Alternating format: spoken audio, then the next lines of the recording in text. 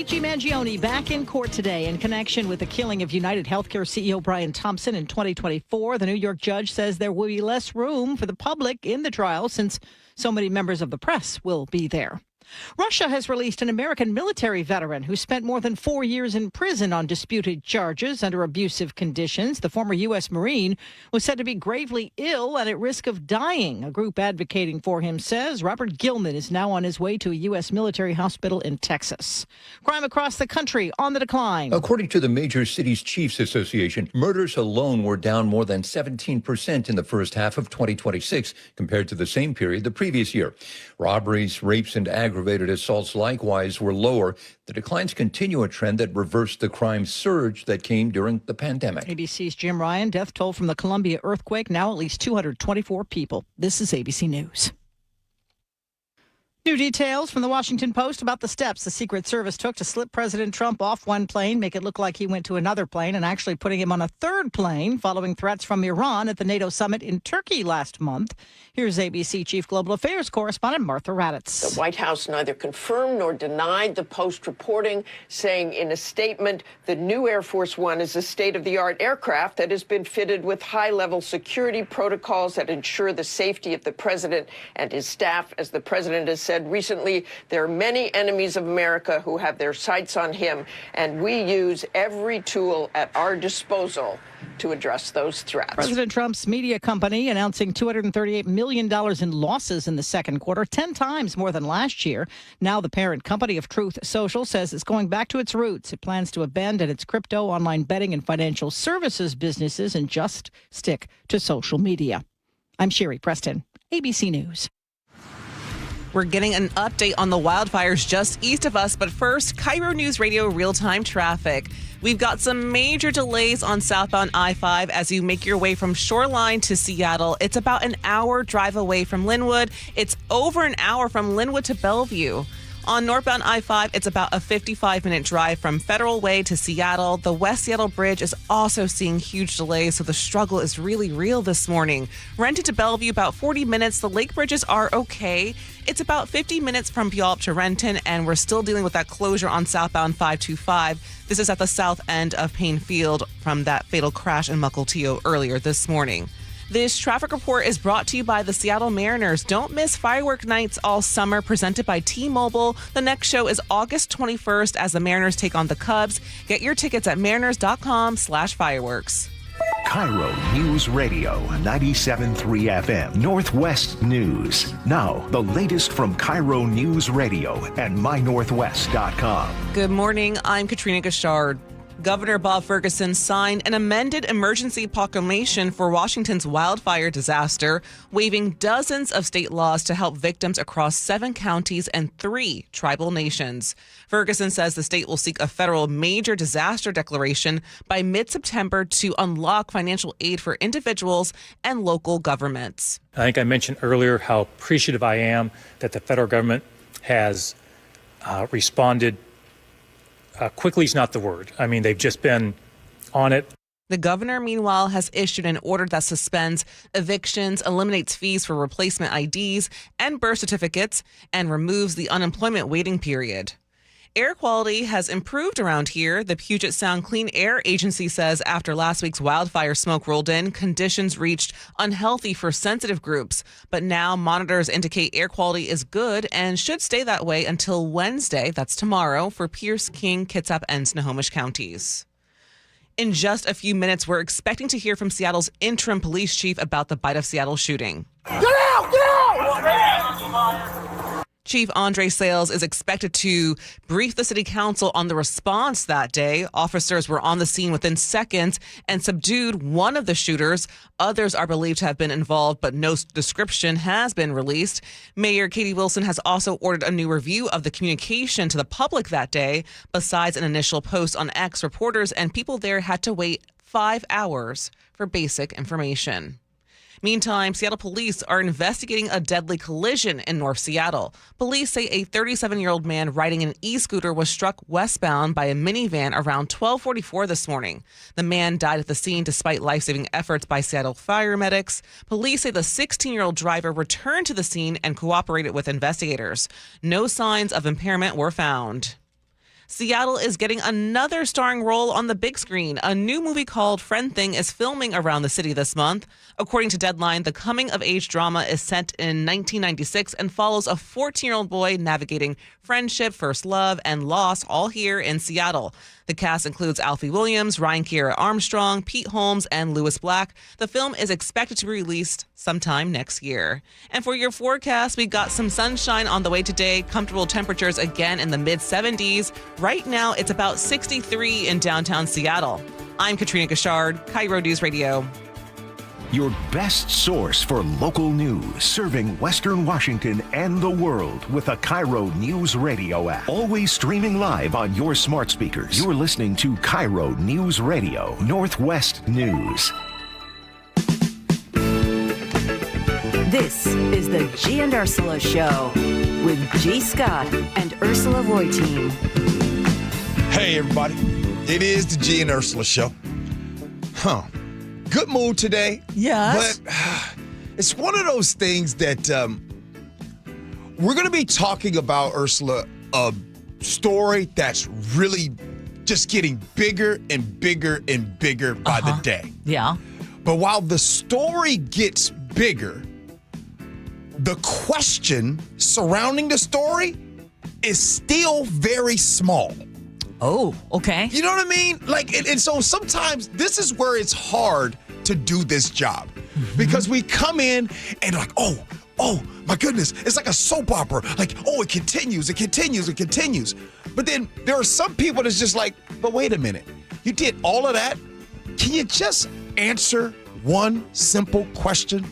And that's today is going to happen. And don't worry, I'm going to let you know what that simple question is coming up. Yeah, it's going to be in our top story. Yes. Yes. Okay. Well, you know what else we're going to talk about today? What's that? Did you hear that President Trump wants to rewrite the childhood vaccine playbook? But the state of Washington is saying, not here.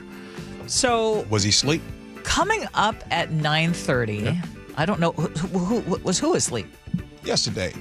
He was sitting there. Some people say he was looking down. Oh. Some people say he was asleep. Yeah, as someone who's constantly sleep deprived, You give him some grace. I'm feeling him on this one. Here's the thing. Anybody 80 plus years old going to sleep, you get grace from me. How about if you're in your 60s? You go to sleep in In your 60s? 50s? Yeah. Yes. I ain't gonna lie to you about 4, 5 o'clock sometimes. But my question is, what happens when federal guidance and state rules go in opposite directions? So we're going to get into that coming up at 9:30. Muckleshoot Casino and Resort text line is 888-973-5476, 888-973 KIRO. Let's get to it. Top stories of the day brought to you by Pendergast Law. Nearly 3 weeks after the mass shooting at the Bite of Seattle, Mayor Katie Wilson wants an independent investigation into how the city communicated with the public that night. 7 people were shot at Seattle Center during the popular festival on July 26th. 3 died, including a 19-year-old who police say was involved in the gunfight, and 2 innocent bystanders. A 15-year-old was arrested at the scene, still yet to be decided whether he's going to be tried as an adult. But investigators later determined that the bullets from his gun didn't actually strike any of the victims. And as of this morning, another suspect believed to have been involved is still not in custody. But there was another major problem that night, as we've been reporting on. It took nearly 5 hours for the city to give any detailed information to the public about what exactly happened and whether there was still a threat. And then just days after the shooting, Mayor Wilson, as we know, asked the police chief Sean Barnes to resign. So now Deputy Chief Andre Sales is running the department on an interim basis. Now today, Wilson has asked Seattle's Inspector General to go back through the entire communication timeline, determine where the delays happened and why, and then recommend changes before the next major emergency. Every city department involved has been ordered to cooperate, and of course the findings will be made public.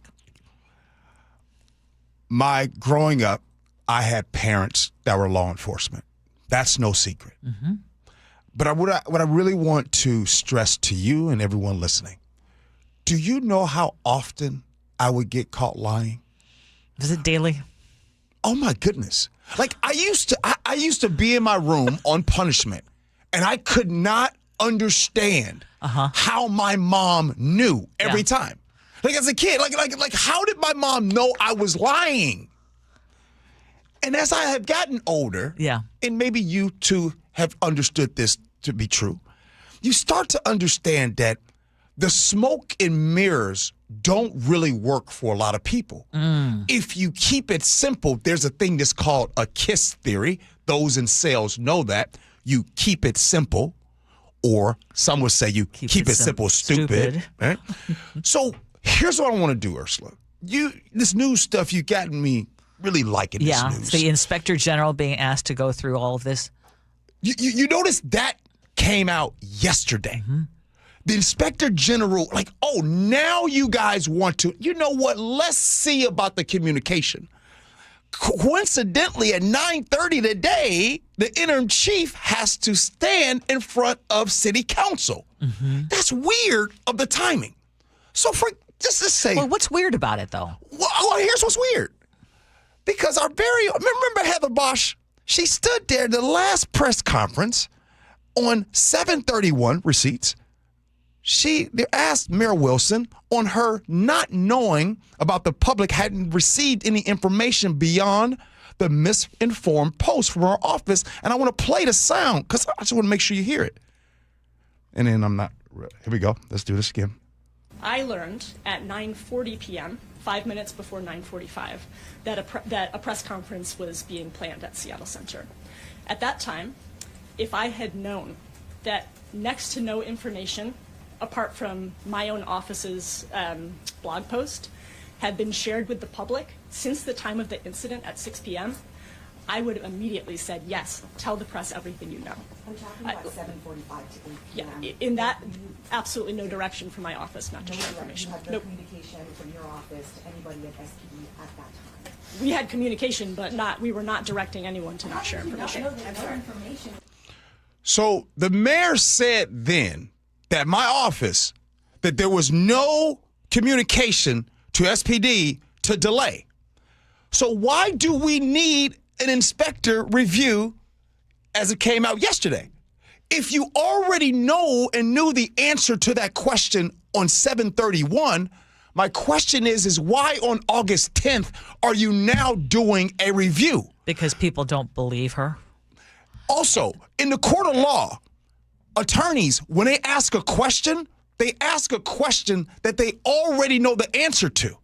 I'm not saying that when Hannah Kim directly asked that question to the mayor, but you can hear the velocity in that question like, hey, are you sure that didn't happen? So what I'm saying is as we go further, the story keeps getting bigger, but the question itself, Ursula, is still small. The question is, who made the decision to delay the press conference? I'm not saying SPD is lying. I'm not saying the mayor's office is lying. I'm saying that two things cannot remain at the same time. Yes, and that is what the Inspector General is going to find out. Because what is critical is this can't happen again. This could have even been worse. They're lucky it wasn't worse than already how bad it was. Right. Because people were still coming to Seattle Center, to this festival, not knowing what was going on. Right. Like the right hand literally did not know what the left hand was doing. So here's why another confusion I have. But you fired the police chief because of a window that you got to see into that the city council and taxpayers didn't get to see. And why should taxpayers be concerned?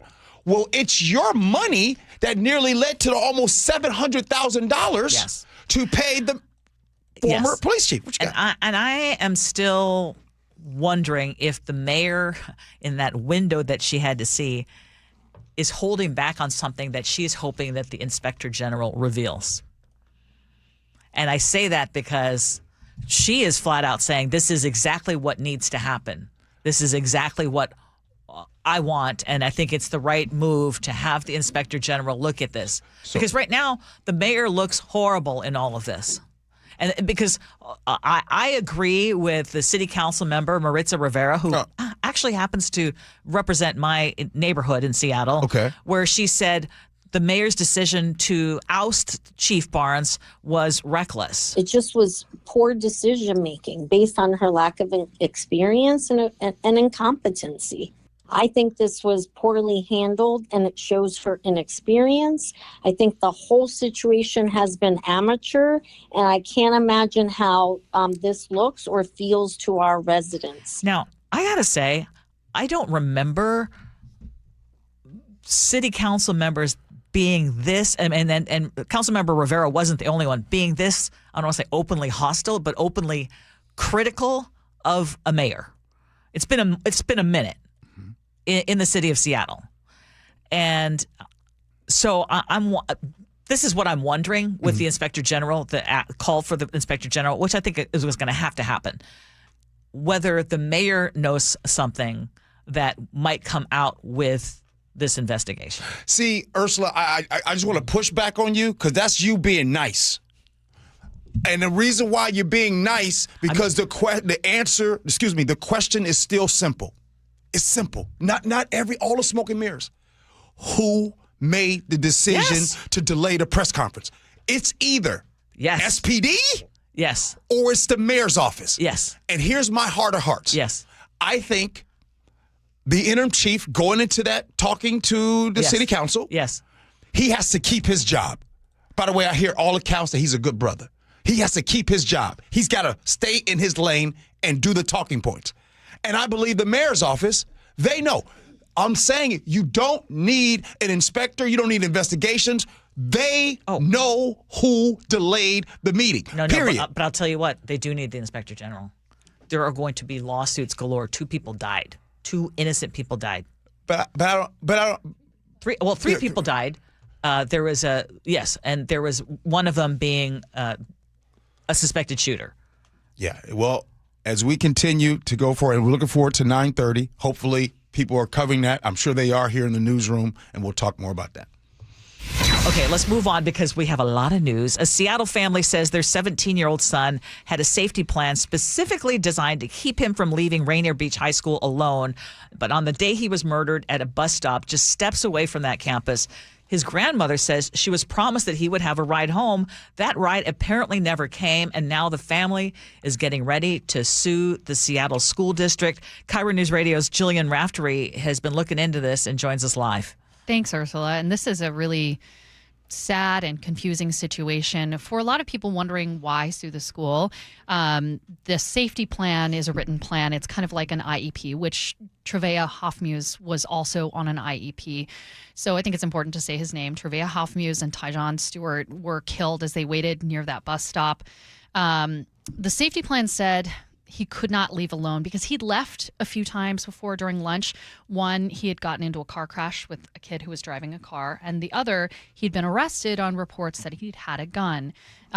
It seemed, the sense that I get, this family was really trying to divert him. He was a part of a violence interruption program, Urban Family, which was the program that his grandmother says that she called when this kid's uncle could not pick him up from school.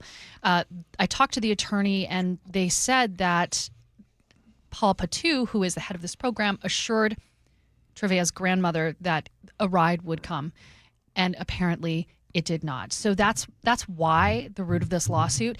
And kind of behind it, why sue the school district? In Washington state, there's this duty of care. The argument in the lawsuit says that the school district steps in as a parent and there's a duty to protect. And so that's why they're filing the suit. They haven't asked for money yet, but they are asking for answers. So, a question about the program that the young man was under. How long does that program go? Is that the remainder of his high school stay? Or is it the remainder of the year? And also, is that documented? Is that the exact reason why he was part of this program? Because of one time he was arrested and another time he was in a car accident. You know, those are all really good questions. And he was part of the program before. There was a safety plan existing before the car accident, I believe. I can ask more about that. The question that I didn't get answered was whether the whole rides to and from school was written as part of the safety plan or whether it was understood. The lawyer says this was all understood. It was communicated. There were promises made. I'm going to ask her today if it was a written promise. Trevea, there are a few other students and families that I've talked about, involved in these programs, safe passage programs to and from school. This has been something that has been a long-standing, over the last 10 or so years in development, that, some of the conflict starts in the school and then it spills out. And so getting to and from home really safely is a really important thing. And community members have stepped in the aftermath of this shooting. The South Precinct captain has tried to have a police car there just to make students feel safe. So this is not a new thing that the school has dealt with, getting students to and from school. So what is the family's contention, though? Why is the school district at fault? So they say they were guaranteed a ride home. And it's interesting, the way this tort claim reads, it places the blame on the school for the duty to protect, that somehow the school is at fault. But the way it reads, it seems like they're also blaming someone else. It seems like they're blaming the director of Urban Family, Paul Patou, who was on the phone with Trevea's grandmother. And I want to quote, the lawyer says, the quote from Paul Patou, I got you covered. So there's something happened and we don't know what it is. Paul Patou said he would coordinate a ride. The two people that generally provide the rides, who are used to picking up students at the high school, say they never were asked to provide a ride. And there's kind of a call out in the paperwork. And I think they're taking aim at the school district because that's where that's a foothold that they can get legally. Thank you, Jillian. We'll continue to track that story.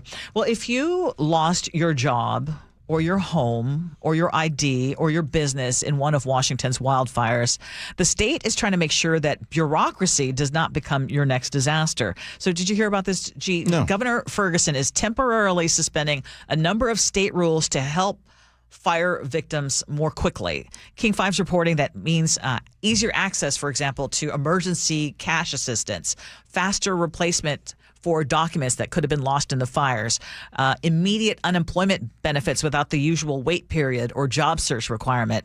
Businesses are also going to get more flexibility to stay open, and the governor's asking agencies to find ways to speed up permits and building requirements for people who need to rebuild their homes. I mean, I think it was, at last check, over 800 homes and buildings had been destroyed. The governor's even asking people to speak up if there is a state rule that is getting in the way of their recovery. Basically, the message is, if red tape is slowing down you becoming whole again, they want to cut it. I did not know about this topic, but it's fitting that you're bringing this up. Yesterday, got a message from someone, and I think we're going to have this person on our show tomorrow. They are finally able to go back to their home out there in Spokane because they had to evacuate and they've been gone. And what they just shared with me is there's a lot of red tape that's out here. So this person, I'm trying to arrange it to come on at 10 o'clock tomorrow, Ursula, to come on our show to talk about these things. And then I'm glad you brought this up, Ursula, because what's important is we've talked about this. At some point, we're going to be done talking about Spokane and we move on. And then what happens is we'll talk about other things, and then the people that have to go back, or the people that lost homes and have been truly impacted, there's a real need that happens in a city like this when this happens. And there's a lot of people that need help all at once. Absolutely. And I mean, if the governor is really, serious about this and make sure these things happen, I mean, that is as critical as I have been about Governor Ferguson, I would say that is an example of leadership. If you can make these people's lives easier by getting government out of the way, not giving them another problem to solve, I think that's great.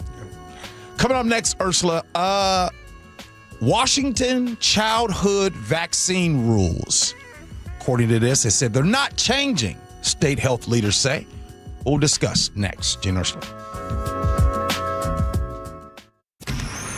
Choke Points with Chris Sullivan. With Choke Points, we try to answer listeners' questions. It can be as simple as a neighborhood stop sign, or it can be as big as the budget for transportation. I don't care. I'll find the answer for you. It's really easy to get a hold of me at mynorthwest.com. We have a direct link there that gets right to me. You can also do it in the app. You can hit me up on the text line. Choke Points, presented by Carter Subaru. Tuesdays and Thursdays on KIRO News Radio 97.3 FM. This is the story of the one. As a maintenance engineer at a beverage manufacturing plant, he starts his day knowing every line is ready to run because Grainger delivers the industrial-grade products he needs to keep mixers, conveyors, and packaging equipment moving.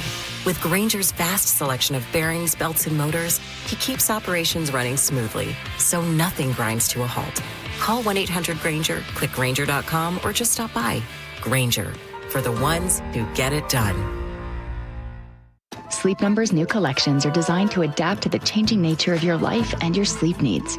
Whether it's the personalized comfort of the Comfort Mode mattress, the targeted pressure relief of the Comfort Next mattress, or the Climate Collection that actively cools or warms to help you fall asleep and stay asleep.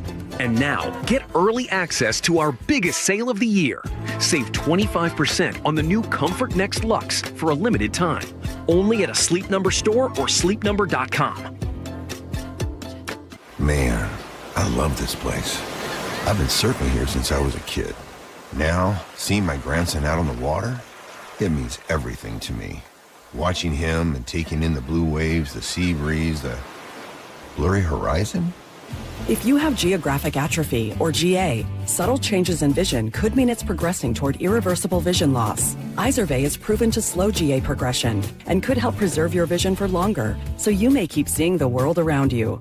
Izervay, or avacincaptad pegol, is an eye injection. Don't take it if you have an infection or active swelling in or around your eye. Izervay can cause eye infection, retinal detachment, or increased risk of wet AMD. Izervay may cause blood in the white of the eye, blurred vision, or a temporary increase in eye pressure. Do not drive or use machinery until vision has recovered after an eye injection or exam. Ask your retina specialist how you can slow your GA with Izervay. To learn more, call 1-855-IZERVAY or go to izervay.com. Paid for by Astellas Pharma. At Progressive, we know making a difference starts with making things happen. That's why we're partnering with organizations in your community to make change happen. By helping veterans get the reliable transportation they need, helping small businesses with everyday challenges, and providing aspiring homeowners with the educational resources to help them get into their first home. It's just another way we continue to innovate. Because you can't spell progressive without progress. Visit progressive.com/purpose to learn more. Progressive Casualty Insurance Company and Affiliates. Sleep Number's new collections are designed to adapt to the changing nature of your life and your sleep needs. Whether it's the personalized comfort of the Comfort Mode mattress, the targeted pressure relief of the Comfort Next mattress, or the Climate Collection that actively cools or warms to help you fall asleep and stay asleep. And now, get early access to our biggest sale of the year.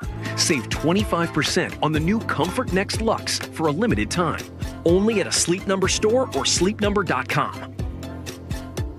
I like it hot. Beg your pardon? Can you make it hot for me, Dan? I think so. Half heated ain't hot enough. No. That's why I called you. Apollo Plumbing. Yeah, my sorry old water heater. Oh. Ain't getting me the hots anymore. You want hot water. That's what I said. That's what we do at Apollo Plumbing. And you're ready? Right now. When can you? How about today? Same day? We'll have you in hot water tonight. Clever. How about an upgrade? A tankless water heater would mean endless hot water. Now you're cooking. That's just for starters. Starters? How about we make it a worry-free water heater? Worry-free? Wrenchie's worry-free warranty. Which covers? Repair, service, all included. And when it wears out? Apollo replaces it. No extra charge? Nothing. Nil? Nada. As an Apollo A-list member, you're covered. And payments? To fit your budget with approved credit, of course. And I'm hot again. Worry-free. That's for me. We're on our way. Thanks for making it hot. We're ApolloPlumbing.com. Anthony Hamilton with Tony live in the Tulalip Amphitheater Thursday, September 10th. Tickets are on sale now. Details at TulalipCasino.com. The Boeing Classic welcomes the world's greatest golf legends to the Pacific Northwest, August 14th through the 16th at the club at Snoqualmie Ridge. Watch Masters champions and Golf Hall of Famers compete for a $2.3 million purse at the only PGA Tour champion stop in the region. Bring the whole family and make sure to check out the Seahawks Village, packed with fun for all ages. Tickets start at just $20 and kids get in free. Visit BoeingClassic.com to get yours today. Are you curious about who offers the best deals on top-rated Samsung, LG, and Sony TVs? The answer is surprising. It's not online, and it's not the warehouse clubs. The best deals on top-rated TVs are at Video Only. Don't believe it? Then check out the trade-in deals at Video Only. How about $500 for your old TV? Try doing that online. Before you buy that new TV, drop into Video Only. If you don't, you'll be sorry. KIRO News Radio 97.3 FM Northwest News. Now, the latest from KIRO News Radio and mynorthwest.com. Good morning. I'm Katrina Gashard. Doctors are pushing back against the Trump administration's attempt to limit the number of childhood vaccinations. ABC's Mary Bruce has more. The president now calling for fewer childhood vaccines, recommending that children be vaccinated against 11 diseases. That's down from the previous 18 recommended by the CDC. And central to the president's plan is splitting up the measles, mumps, and rubella vaccine into 3 separate shots, even though individual shots are currently not available here in the U.S. and despite the fact that we are now in the middle of the largest measles outbreak in decades. Here in Washington, we'll soon get a better look at the response to the Bite of Seattle shooting. SPD's interim chief, Andre Sales, is about to present initial findings to the city council, likely to include how quickly officers got to the scene and subdued one of the shooters.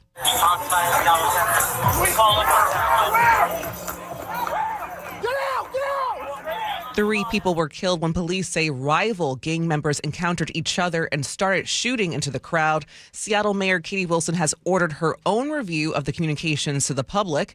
It took about 5 hours for the mayor and police to give out basic information the day of the shooting, including confirming they believe there was no active threat to the public.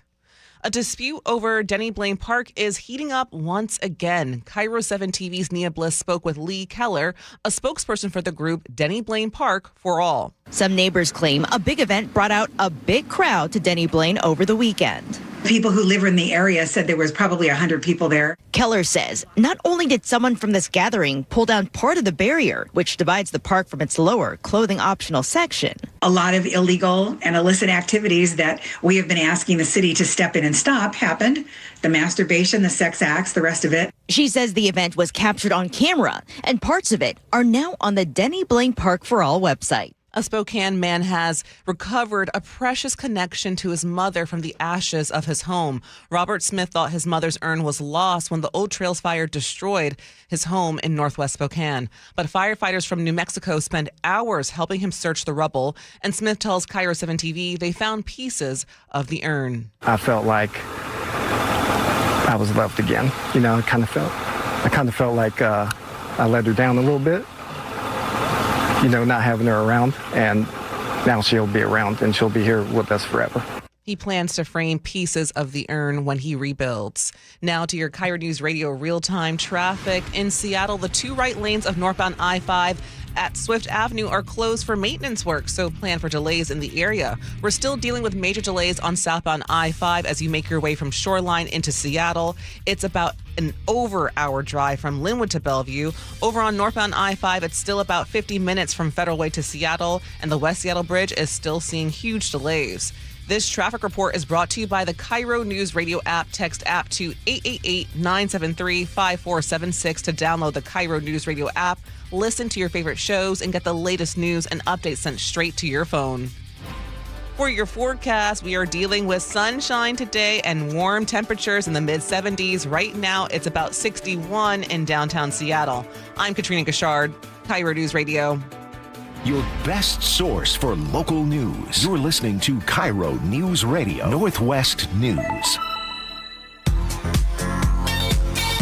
Welcome back to the Gee and Ursula Show. Coming up at 9:47. What is the deal with all these cats on this abandoned boat near Tacoma? Cats? You know I love cats. I don't, but I'm worried about those cats that are being left on a boat. Yeah. Who owns the boat? Right. So we're going to talk about that coming up at 9:47. You can buy inexpensive boats too? Because you told me about the RVs. Can you buy inexpensive boats? Yeah, you can actually. Yeah. Oh, wow. Yeah. All right. Like trash heaps that still float. Yes. You can buy those. All right. Okay. Muckleshoot Casino Resort text line 888-973-5476 888-973 KIRO. I'm actually curious as to how y'all are going to weigh in on this because President Trump is pushing for a major change in the way that childhood vaccines are recommended, including fewer shots and separating the combined measles, mumps, and rubella vaccine. Decades ago, children received only a small fraction of the vaccines required today. In those times, people were much healthier, and of course, the high rates of autism now observed did not exist. So there's a reason for such epidemic rates of autism, and we're going to bring it back to much closer to where it was. Well, we do not know exactly what the cause is with respect to autism. It is essential to our research efforts that we have the very best vaccine recommendations in the entire world. So we're reducing them. We're changing it to visits over a period of a year and a half. So, Gee, we'll get into the alleged autism link here in a second. But in the state of Washington, it's important for parents to know that nothing is going to be changing for families with kids heading back to school when it comes to vaccine requirements. The Seattle Times reports that the state is going to continue following its existing vaccine requirements and the immunization schedule that is recommended by the American Academy of Pediatrics. So that means kids would still need documents showing that they are protected against 11 different diseases to attend school or childcare, and there would only be limited exemptions. But this announcement, this executive order, which is quite controversial, is coming at a time when Washington's kindergarten MMR vaccination rate is now down to 90%, which is below the 95% level that public health experts say is needed to prevent measles outbreaks. And we have talked about how measles is showing up again. I mean, there have been clusters of measles showing up. So this really sets up a bigger question as to if you've got the federal government saying one thing and then you've got the state basically saying something else, I mean, I think there are going to be a lot of people who are confused. I think most of us are. I'm confused. I'll speak for myself.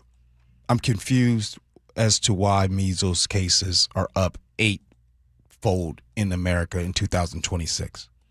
From the beginning of the year through mid-July.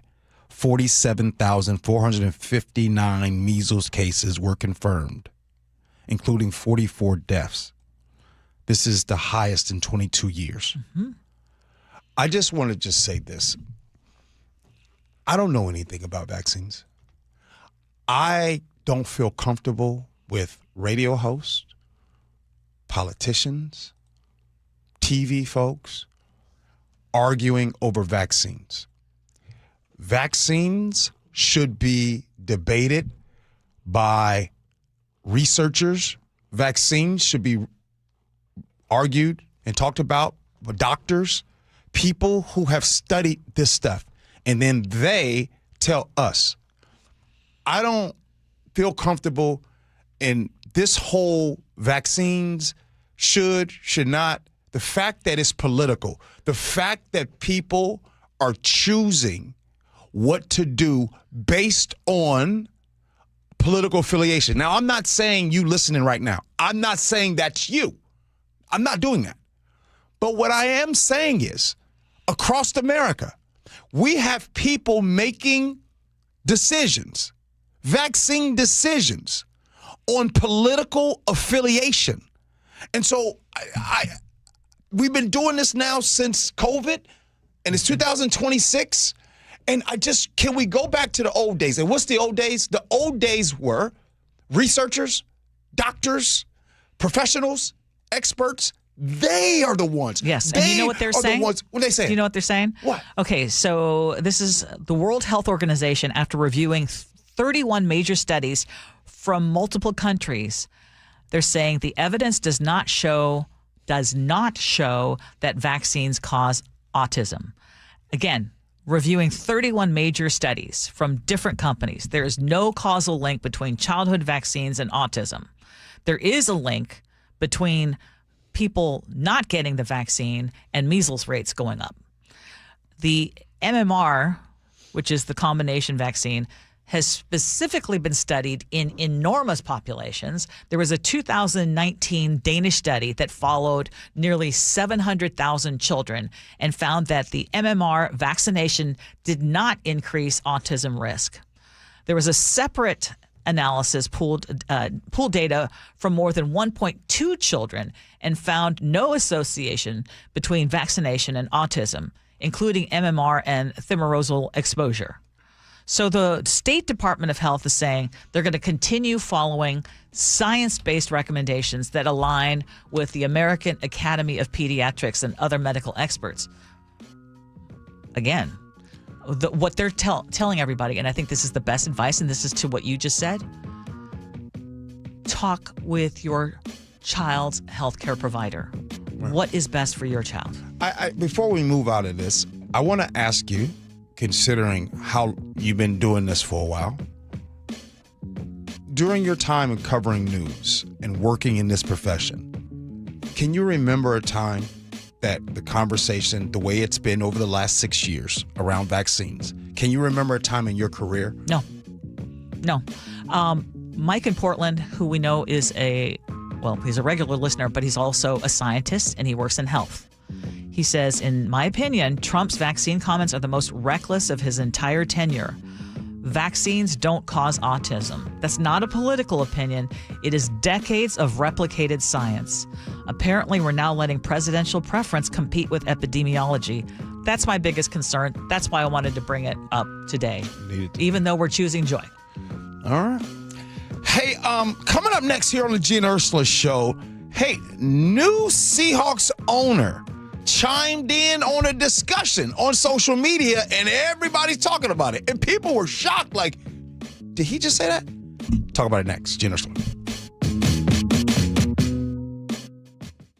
A wildfire disaster unfolding just east of us. The Spokane fires destroyed hundreds of homes and forced tens of thousands to evacuate. Unprecedented stories of loss, devastation, and heartbreak. It was a beautiful home. It really was. And there was a lot of terror because it's loud, it's hot. Join KIRO Newsradio in doing whatever you can for our neighbors in Spokane. See how you can help at mynorthwest.com. Guys, if your energy is down, your workouts feel harder, and your drive isn't what it used to be, it may not be aging. It could be low testosterone. At Revive Health here in Seattle, the first step is simple: a free testosterone exam and consultation with an experienced medical provider. We'll review your labs, symptoms, and overall health to determine if testosterone therapy could help improve your energy, strength, and performance. And for a limited time, qualified patients can get started with a free month of TRT. Revive has helped over 120,000 men since 2011 improve energy, sleep, mood, and confidence. If something feels off, don't ignore it. Get answers and take control of your health. Call 206-529-1111. That's 206-529-1111. Or visit revivehealth.com. Revive Health. Elevate your vibe. Must medically qualify. Terms apply. Contact Revive for full details. Get any size high-efficiency AC for just $179.99 a month with zero upfront cost. CM Heating's Comfort as a Service includes lifetime repairs and annual maintenance at no extra charge. Book your free estimate at cmheating.com today. License number CMHEAHL 751LW. Summer is for going big. Julio! Dead center field, solo home run, 4-0 Mariners. Summer is for showing out. Crawford, out of the glove, Emerson to first. What a play! Summer is for Mariners baseball. Cal Raleigh with an RBI double. The big dumper comes through in the clutch. Where else do you get 9 innings of eye-popping swings and snags? Plus fireworks that make your feet dance and your jaw drop. Oh yeah, and the guys have a dance of their own, a wind dance. Party time at T-Mobile Park in the sunshine. Mariners baseball. Trident's up. The action continues at T-Mobile Park all summer long. Don't miss out on 2 great matchups later this month. Julio and the Mariners are squaring off in back-to-back interleague series against the Chicago Cubs, August 21st to 23rd, and the Philadelphia Phillies, August 24th to 26th. Get your tickets at mariners.com. Certain industries expose workers to hazardous chemicals. If you worked in a paper or pulp mill, or in aircraft manufacturing or painting at Boeing, and have a child born with birth defects, your child may be entitled to legal damages as a result of your exposure to such chemicals. Birth defects have been linked to toxic chemicals, metals, and solvents used in these industries. If your child was born with brain or spinal cord damage, organ or limb malformations, blindness, cerebral palsy, genetic damage, or other birth defects, and you're a past or present worker in a paper or pulp mill, aircraft manufacturing, or painting, contact us now toll-free at 1-866-99-TOXIC. Your children may be entitled to legal damages. If you're a past or present worker in a paper or pulp mill or aircraft manufacturing or painting at Boeing, and your child has a birth defect, call toll-free at 1-866-99-TOXIC. Your call is confidential. 1-866-99-TOXIC. Message authorized by Weinstein Cajano, 600 University Street, Suite 1620, Seattle, Washington. This is it. These are the nights. The ones where you laugh until you can't anymore. And smile until your head hits the pillow. Where everything feels just right. Because it is. Muckleshoot Casino Resort. Must be 21 and over. Please gamble responsibly. Spike O'Neill here. If your loved one's caregiver is planning a vacation or just needs a break, why not consider Aegis Living Respite Care? A short-term stay that provides 24/7 expert care, Aegis Living amenities, and peace of mind for you and your family. Go to aegisliving.com/spike to schedule a visit today. Did you know that nearly half the homes in Western Washington are not properly insulated or not insulated at all? That may be the reason why your home is way too hot in the summer and way too cold in the winter. It may also be the reason that your energy bills are sky high. Right now, Insulation Northwest is offering a free inspection of your home's insulation. This is a $199 value and it's absolutely free, no obligation. Just call today and Insulation Northwest will arrange a time that works with your schedule.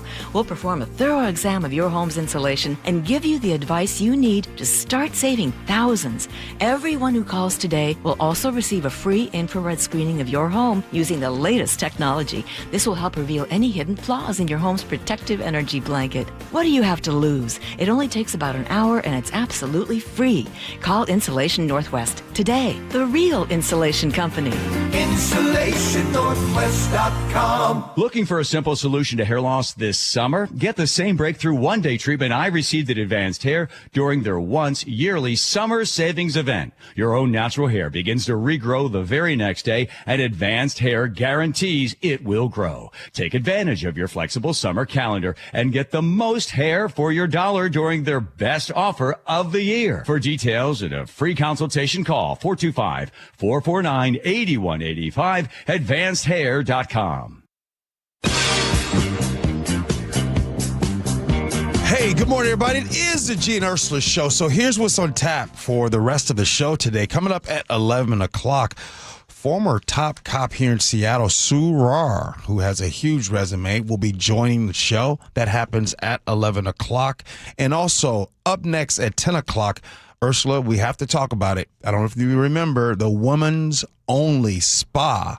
Well, that takes a little fight over the transgender access is going to the Supreme Court. So we'll talk about that next at 10. But right now we do need to talk about a little bit of a debate over whether the Seahawks should switch from artificial turf to natural grass at Lumen Field. Well, it's getting the attention. It's definitely getting the attention of the Seahawks team's future owner, Vinod Khosla, whose family has agreed to buy the Seahawks from the Paul Allen estate, pending NFL approval, and that NFL approval is due to take place later on this month and here in August.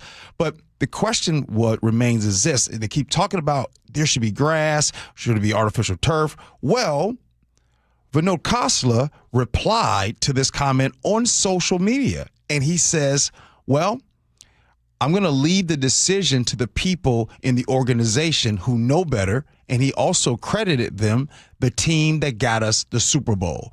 So in this situation, Ursula, I saw that answer, and I got to tell you, I love that answer. And I love the fact that he just randomly posted on this social media, not a press conference, just like, hey, I'm going to leave this to the football people.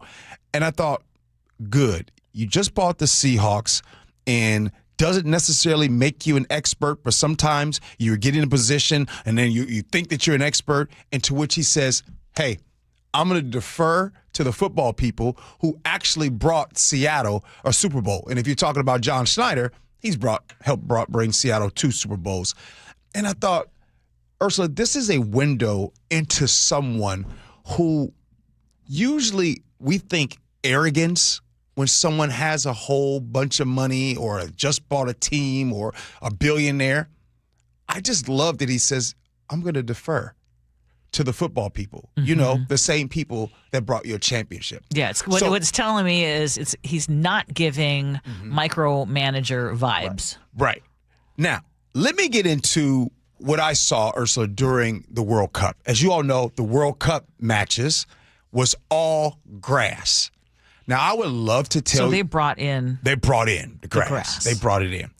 I would love to tell you that I stepped on the pitch, because as they call it, when it gets there, I would love to tell you that I stepped on it. But that was one of the rules, that you can lose your job if you step on the pitch. So I can only tell you what I saw. Okay. I saw something. I saw softness. Yeah. I saw that the difference between there was the grass, and then on the outside of the grass there was the turf. Yeah. And you could see the difference where the grass does not get as hot as the turf. I saw the turf reaching 150, 160 degrees just down there on the turf because of the sun. Yeah. It was really hot. And I got to tell you that I hope one day that all NFL fields are grass. According to what players say, they feel better a lot on grass than they do artificial turf. See, that's what I wanted to ask you. Like, what are the big differences? Grass is softer, right? Artificial is just artificial. Now, the Players Association, they did a survey trying to weigh the injuries, like which one has the most injuries. Right now, it isn't significant either way on ACLs and different things like that. But collectively, a lot of players that I talked to, they would feel better with the grass. Brandon Mebane told me, who obviously he finished his career down with the Chargers. He felt that it helped extend his career by playing down on grass down there. So we'll see. But again, I just thought that, wow, for him to come out and defer and just be like, hey, I'm going to defer to the football people and let them tell you what they think about grass or artificial turf. And I'm going to guess that keeping up the grass would be a lot more expensive than just putting turf. And I mean, truth be known, I have a little experiment going on in our own backyard. What you doing? I have 2 patches where we've put in turf. Okay. And I love it because it's just we've had to put in grass a number of times, and it just doesn't do well. We've got a dog. Right. And so it doesn't do well. Scooter likes the little turf areas either, but it does get really hot out there. So I want to, okay, so like the fact that you're putting turf. And so for you to do that one time, you're good. Now think of it this way as far as for Lumen Field. Let's just say, all right, we're going to put grass. And then there's a concert the night before.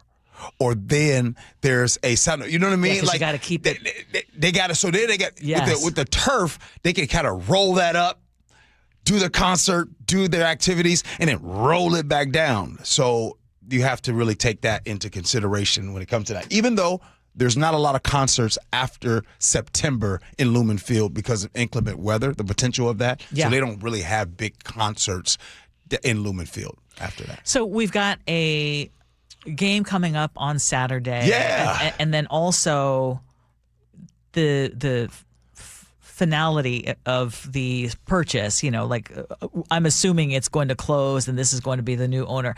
Like, what is the vibe that you're getting just from former players, current players? What are you feeling going into this season? Well, they're feeling they're underdogs. They're feeling that, and what I mean by that they're is underdogs? Well, if you look at the national media, they keep talking about the Rams.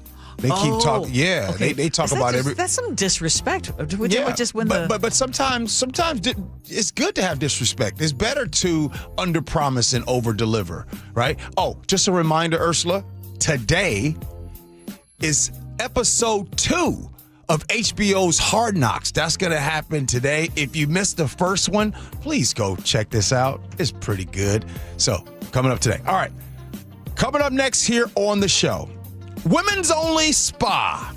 What's your take on that, in your opinion? Because right now it is going to go to the Supreme Court, and the fight is over transgender access.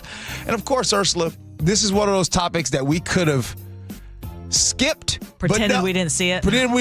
But no, we're going to have an uncomfortable, and that's what it is. It's an uncomfortable conversation because no matter what, when we leave out of this topic, coming up next, there's going to be people mad at us. So, might as well talk about it. Next, Gee Ursula. Summer calls for road travel across our region. Have you noticed more vehicles on our highways and local roads? Obviously, traffic in the city is going to be crowded, especially with the Ship Canal Bridge construction. But there have been a ton more people heading north on I-5 and east on I-90 for weekends and holidays than again on Sundays coming home. More people on the roads means more accidents. And if you're not careful, you'll find yourself on the shoulder exchanging information. If you're one of the unlucky ones or know a friend or family member, reverse your fortune by having Harold Carr Law Offices deal with insurance. While you're resting, receiving physical therapy, and taking time off work, Harold Carr Law Offices will negotiate with insurance on your behalf while compiling necessary paperwork and getting you the best recovery possible. 7 locations across Western Washington and a track record of success for their clients. Carr is spelled with 2 R's. C-A-R-R. CarLaw.com. C-A-R-R. Car accident? Call Carr. Yeah, we lost literally everything. Join KIRO Newsradio in doing whatever you can for our neighbors in Spokane. And there was a lot of terror. It's loud. It's hot. See how you can help at mynorthwest.com. Doug. Limu and I created a trick to help you remember that you can customize your car insurance and save with Liberty Mutual. You see, the shirts Limu and I wear are yellow, and yellow is the color of lemons, and lemons grow on trees, and trees provide oxygen, and oxygen helps us breathe, and breathing is how you live, and you can live more life when you save money by customizing your car insurance. I agree, Limu. It's really quite simple. Only pay for what you need at libertymutual.com. Liberty, liberty, liberty, liberty. Everywhere you look, things are getting more expensive. But at Consumer Cellular, we're lowering the price for those 50 and up. Now you can get unlimited everything for just $35 a line. That's $35 a month for unlimited talk, text, and data. Switch to the carrier ranked #1 in network coverage and customer satisfaction and get unlimited everything for just $35 a month. Call 1-888-FREEDOM or visit Consumer Cellular online or in-store today. Price includes $5 credit for autopay and e-billing. Taxes and fees apply. Data speeds reduced after 35 gigabytes. Rankings done by 2025 ACSI survey. When you see this in your kitchen, the stainless steel fridge is covered in fingerprints. you hear this. Leslie, people are going to think you were raised in a barn or by wolves or raised in a barn by wolves. Fortunately, Wyman Stainless Steel 3-in-1 cleans, shines, and protects to give you the best shine. A spray and a wipe will have your fridge shining like a mirror. Wow, my fridge looks brand new. Your fridge looks amazing, Leslie. Sorry, I was being a little dramatic earlier. Your kitchen says a lot about you. Let it brag with Wyman. You bought an RV, and you got an automatic discount from Progressive by bundling it with your home or auto insurance. That's great, but a serious word of warning every RVer should heed. You don't need to talk about things like dry weight or dump stations. And you don't need one of those expensive water filter straws either. Because the most extreme thing most RVers encounter is a campsite without hookups. So just enjoy yourself. And Progressive's automatic discount when you bundle your RV, boat, or motorcycle with your home or auto insurance. Progressive Casualty Insurance Company and Affiliates. Not available in all states or situations. Man, I love this place. I've been surfing here since I was a kid. Now, seeing my grandson out on the water, it means everything to me. Watching him and taking in the blue waves, the sea breeze, Blurry horizon? If you have geographic atrophy, or GA, subtle changes in vision could mean it's progressing toward irreversible vision loss. Izervay is proven to slow GA progression and could help preserve your vision for longer, so you may keep seeing the world around you. Izervay, or avacincaptad pegol, is an eye injection. Don't take it if you have an infection or active swelling in or around your eye. Izervay can cause eye infection, retinal detachment, or increased risk of wet AMD. Izervay may cause blood in the white of the eye, blurred vision, or a temporary increase in eye pressure. Do not drive or use machinery until vision has recovered after an eye injection or exam. Ask your retina specialist how you can slow your GA with Izervay. To learn more, call 1-855-IZERVAY or go to izervay.com. Paid for by Astellas Pharma. Is your car's AC blowing warm air? Don't sweat it. Right now, save $50 on any AC service at Bucky's Complete Auto Repair.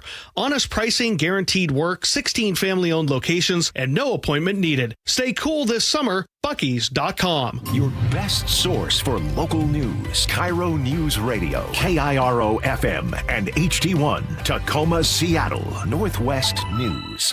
ABC News, I'm Michelle Franzen. In Western Colombia, more than 200 people are confirmed dead following yesterday's earthquake. Search and rescues continue. ABC's Faith Abube is in Medellin. The deadly earthquake, the most powerful to hit the country in more than a decade, leaving a trail of destruction in multiple cities. The quake's epicenter coming close to heavily populated areas. Cities like Pereira and Cali hit particularly hard.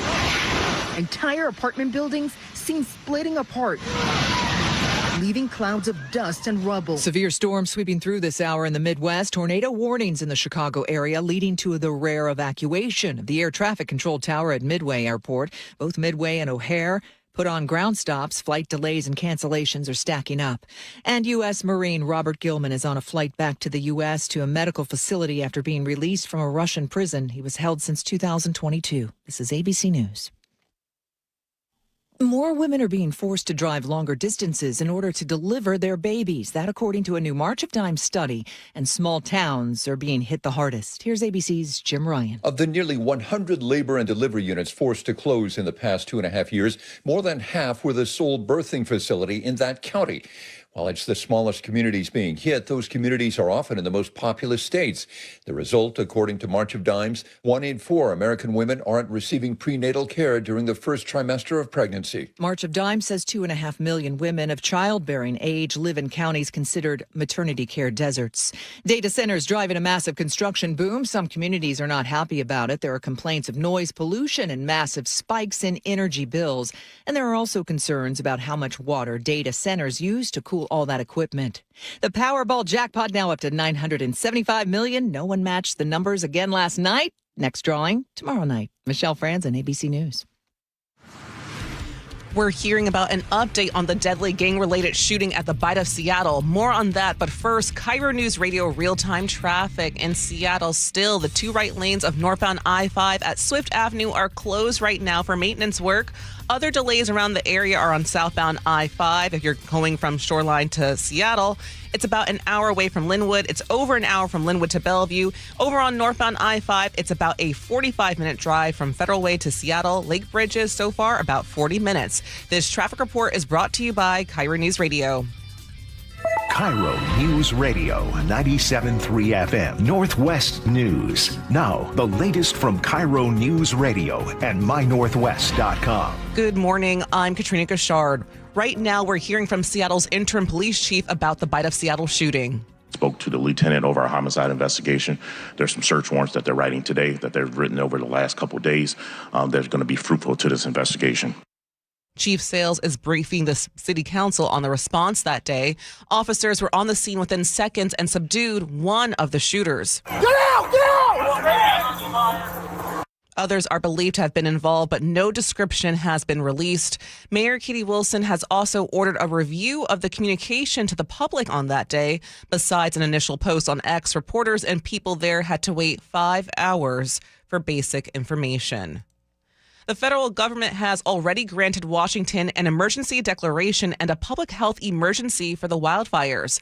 Now, Governor Bob Ferguson says the state will make a bigger ask, a major disaster declaration by mid-September. I'm very aware that these major disaster declarations are not always granted. And so we are determined to make our case as compelling as possible. If granted, the declaration would unlock direct financial assistance for individuals funding to repair damaged public infrastructure across 7 eastern Washington counties. New surveillance footage obtained by KIRO 7 TV captures the chaotic scene that unfolded after gunfire erupted at the Bite of Seattle shooting last month. Here's KIRO 7 TV's Gary Horker. Jim Fuda from Crime Stoppers believes this video could be great help for detectives who are still searching for shooters who also ran away. SPD can blow that up, those individual, slow it down, still shot it, and maybe come up with a suspect. He also pointed out Seattle Center has no surveillance cameras around the Armory building where the gunfight happened. Jim says he understands the arguments about privacy protection, but he still believes real-time CCTV cameras are still urgently needed to cover every blind spot. Seattle police are investigating a triple shooting at a party in a short-term rental near 10th Avenue East and East Lynch Street. This happened early Monday morning. KIRO News Radio's James Lynch has details. 911 calls for gunfire started coming in about 12:40. Officers found the party at the Airbnb and collected evidence, but no victims. Here's SPD Detective Shane Weatherford. While police were investigating, 3 victims showed up to local hospitals as 2 males and 1 female. They all had non-life-threatening gunshot wounds. Detectives with the Gun Violence Reduction Unit are leading the investigation. Anyone with information is asked to call the Seattle Police Violent Crimes Tip Line at 206-233-5000. James Lynch, KIRO News Radio. For your KIRO News Radio forecast, we've got some low clouds early this morning. Then they'll clear. We've got sunshine on the way with temperatures in the mid-70s. Right now, it's about 62 in downtown Seattle. I'm Katrina Gashard, KIRO News Radio. Your best source for local news, serving Western Washington and the world with a KIRO Newsradio app. Always streaming live on your smart speakers. You're listening to KIRO News Radio, Northwest News. This is the Gee and Ursula Show with G. Scott and Ursula Reutin. Hey, good morning, everybody. It is the Gee and Ursula Show. You know what I realized yesterday? I asked a question and I said, hey, it's August. What is something that you're looking forward to this month? Yeah. And I don't remember anybody texting me. A few people did. Oh, they did? Yeah, a few people did. But let's answer the question. What are you looking forward to in August? Football season starting. It just even this Saturday. Just being back in Lumen Field. Mm-hmm. That's going to happen. Then, of course, the Seahawks will go back on the road for 2 more preseason games. And then we go into September. Yeah. And it's just, I don't know. I kind of realized how much I missed football. But the thing is, G, you are now rushing summer. Starting football season, that means fall to me. I haven't had a summer. I know. So can you let us, the rest of us, have a summer? Somebody just asked me, how's my summer been? I was just like everything else? Yeah, busy? Busy. I just, yeah. Well, I'm looking forward to something. Besides your birthday, what else are you looking forward to? I'm going to Vegas on Friday. Right after the show. Sonia? Yes. Yeah. Of course, Sonia. Yes. The ride or die. Yes. 2 troublemakers in Vegas. Okay. Hey, 888-973-5476, 888-973 KIRO. That is our Muckleshoot Casino Resort text line. Okay. And 11 o'clock. We do have the former interim chief of the Seattle Police. You know, right now, there is an interim chief at SPD, Sue Rahr, who had that position for a while. Yes. Also was the former King County Sheriff. Yeah. Now, she's weighed in, and she was saying that the next police chief for the city of Seattle should come from within. Oh, she said that too? Now, yes. And so we want to hear from her as to why she's saying that. Okay. Is it possible to still get an A-list candidate given the turmoil and the churn that is such a big part of SPD right now? Who wants the job? I know this is probably an unpopular opinion from everyone, but Chief Barnes was an A-list type chief. So if you guys want to talk about things, positive things that was happening, crime was down. The month of June, just a couple months ago. Yes. When the whole world was talking about the great reviews about Seattle, had 0 homicides in the month of June for the first time in 56 years. Yes. So it was a candidate, a chief right there, but the A-list candidate coming in still has to battle one thing. And you want to know what that is? A mayor's office that does not put public safety first. And is inept. Oh, okay. Text us 888-973-5476, 888-973 KIRO. What's new at 10? Okay, we're going to jump into it. Okay.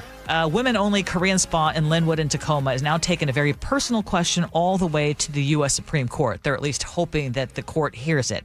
We're talking about Olympus Spa. If you don't know what this is, it's a nude facility, and its policy allows trans women who have had gender-affirming surgery, but not trans women who still have male anatomy. And Washington's Human Rights Commission says this violates state anti-discrimination laws.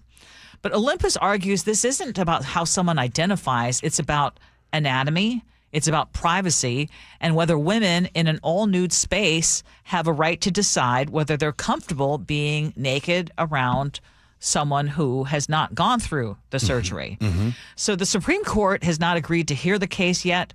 The spa, though, is asking justices to take this up. This has been, I remember us talking about this when we first started the show. So this case has been going on for about 6 years. It has. Okay, Ursula, let's have this discussion right now. First, let me start it off with I believe that all transgender people deserve dignity, respect, protection from discrimination. I don't like how our transgender community is continuing to be demonized. There are people that make a living off of this. They get clicks, they get views off of demonizing the transgender community. I hate that.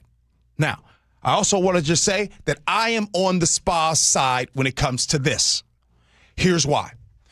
The spa is basically saying, hey, if you identify as you're born this and you identify as that, we have no problem. The only thing we're asking is if someone still continues to have male genitalia, we're asking to have that right to say you can't come in. And I'm sorry, y'all. I am on the side of the spa in this situation because look, we don't want to go too deep into this discussion, but that right there, a spa experience in that situation, I think that's one of those things where you shouldn't do that. Now, that doesn't mean disrespecting someone's identity, but it does mean you have the right to protect the privacy of other people that are inside of there too. So I'm going to tell you right now, my wife, if she's going to that spa, and a spa allows for someone to come into that same place with my wife that's naked and they're naked and they have male genitalia, I'm going up to that spa. I'm going to be mad and my wife is not allowed to go. Well, I don't want my wife to go there again. Okay. I actually agree with you, but where it's going to get difficult is how do you apply this, though, to the trans women playing sports and dressing in locker rooms, which is one of the big issues, right? In that whole debate. Yeah. Okay, so hold on. I don't want to go there. I don't wait. Well, but that's what, we can't easily weigh in on one without trying to tackle the other. And I'm with you on the Olympus Spa. And my issue or my point for Olympus Spa, which frankly, I have gone numerous times to Olympus Spa. Okay. It is a fantastic place. Uh-huh. And they're saying it's a women-only facility where customers are fully nude. So they're not saying that trans women are unwelcome. They're saying if you've not gone through the gender-affirming surgery and still have the male genitalia, it is understandable that there are going to be a lot of women who feel very uncomfortable. Right. And you know who else is going to be feeling probably uncomfortable is the person who is suing the spa. Because you are going to be surrounded with women who are going to be reacting. Right. And you'll be responding to husbands that's going to be reacting, and it's not going to like that. And when we say spa, for example, if I say to you, Ursula, hey, so what'd you get Lillian for Mother's Day or birthday? Oh, I got her a nice spa. When you think spa, you think relaxing. Mm-hmm. I'm going to tell you, I'm keeping it a buck with you, Ursula. That's not a relaxing situation. I don't think that is a relaxing situation. I think that makes for a very stressful situation where they're in there and they're having to make that type of decision. And I think Olympus Spa is saying we are not demonizing the transgender community. What we are saying is this right here. Now, Ursula, I know you want to bring in the other conversation. Well, because I think there could be an argument made, well, why would it be any different for trans women athletes changing in girls' locker rooms and that sort of thing? I mean, that's because you're talking about being very vulnerable. And I think it's the same thing. I'm completely with you. We have demonized the trans community. And I also think cases like this, or insisting that trans women compete in sports where they absolutely have a biological advantage, I think that only hurts the trans community. That's my opinion. Mm-hmm. And I know that's not a widely shared opinion necessarily, but I think that the same thing can be said. I mean, again, what ends up happening is this othering. And let's just get real. If someone still has their male genitalia and they're in a women-only spa where you are, when I say they're doing body scrubs in there, they are doing, it's going to get very uncomfortable. Everybody is naked in there, huh? Yes. Yes, that's it. Yeah. I mean, unless you're out having tea and food in one of the rooms. No, but in that area yeah. where all the pools are and stuff, you are, like you say, buck naked. Yeah. Okay, would love to hear all of you weigh in. Muckleshoot Casino Resort text line 888-973-5476, 888-973 KIRO. Okay, let's talk about this weird situation in Tacoma where authorities have now rescued over 50 cats from this abandoned sailboat that's anchored near Owen Beach at Point Defiance Park. And they're trying to figure out who owns this boat. But Tacoma police and other agencies removed 21 additional cats yesterday after getting an expanded search warrant for this dilapidated vessel. And this comes after at least 30 cats were rescued during an initial search last week. The animal control supervisor said that he would consider them in okay condition, maybe some skin, fur issues. But yeah, generally speaking, they're in okay condition. This is Shelby Boyd with Tacoma Police. She was describing conditions aboard the boat as disgusting. There might be even more cats hiding inside. And all of the rescued animals, at least, have been taken to the Humane Society of Tacoma and Pierce County. But again, they don't know who owns the boat. The vessel is legally registered. So this is an active criminal investigation. Yeah, it needs to be a criminal investigation allowing cats to be in this way. I mean, you know, like there are just, it's getting better now, but there are people that really just look at animals as if they're just nothing, that they can be thrown away, they can be done however. And of course, you know, you can't, the consequences of you doing something to an animal aren't at the same level as if you do something to a human, right? And I think sometimes because of those consequences and their lack thereof, that people feel like they can do these types of things. And so when you see and talk about stories like that, I really hope that they find whoever this person is. Now, I don't know if they are the reason why this has happened, right? Like maybe whoever the boat is registered to, maybe, I don't know, an uncle took the boat or someone else or somebody else stole a boat. If I had to guess, my spidey senses are saying that someone may have initially lived on that very dilapidated boat. Was one of those liveaboards and was one of those cat.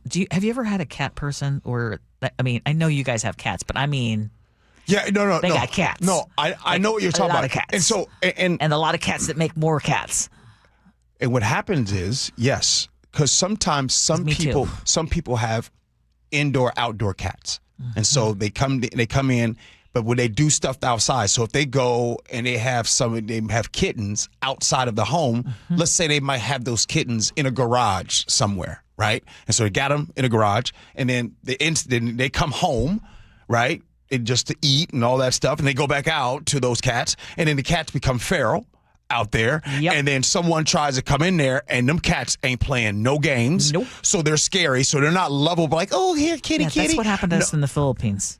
When we get some feral cats. Yeah, them feral cats are no joke. When they attack each other, they are no joke. No joke. And by the way, text in if you've ever come across them, because I have. Yo. Yeah, they scare me. It's scary, but when you find somebody who collects cats and they've got them all in their house, and so that's what I'm guessing, because they were talking about how disgusting the sailboat was. This abandoned sailboat. I think it's one of those where it just got too much, probably for the owner, and just abandoned it. Now that I think about it, as far as in someone's home, I think the most amount of cats that I've seen in someone's home is 3. Oh, no. I'm talking about I've seen. Oh, you've been in somebody's house and they've had more than 3 cats? We're talking more than a dozen, maybe 20. Lost count. Yes. Hey, look here. Okay, well, before we move on, let's make this interesting. What is the number of cats? Because, see, Lillian actually wants another cat. I know. And that would be 3. We can't do that. I've had too many bad cat experiences, so I respect people who have love for cats. It's just not me. And then, thankfully, my husband's allergic to them. So what number of cats? Text in, y'all. What number of cats that if someone has this number and above, you talking bad about them? What number is that for you? No. No, there's a number. Everybody has a number. Yeah. My number is this. When do you become the official cat lady or cat dude? I think, no. You're a cat lady or cat dude at 2+. Yeah. I mean, come on. You're right. You're a cat. I'm a cat person. Yeah. Right. So yes, I have 2. We have 2. But I'm going to tell you, I'm going to talk bad about you if you have 5, 4, if maybe one of your 2 oldest cats are very old and you got 4. Okay. But if you got 5+ cats, I'm talking about you, Ursula. Okay, well, text us with your number. Okay, listen, as long as we're on an animal theme. Okay, you know what a trash panda is, right? Well, Jimothy. Jimothy is a trash panda. Oh, I didn't know that. Jimothy is Seattle's favorite trash panda. Okay. Dude keeps reaching new milestones. Every day. I don't know. So the viral Are we ever going to be done? raccoon from Ballard? No, we aren't. Do you know that my son's girlfriend from Canada, from Montreal, is visiting, and she even knows about Jimothy? Wow. Yeah, he's a worldwide sensation. But now we find out that he has a Lego figure.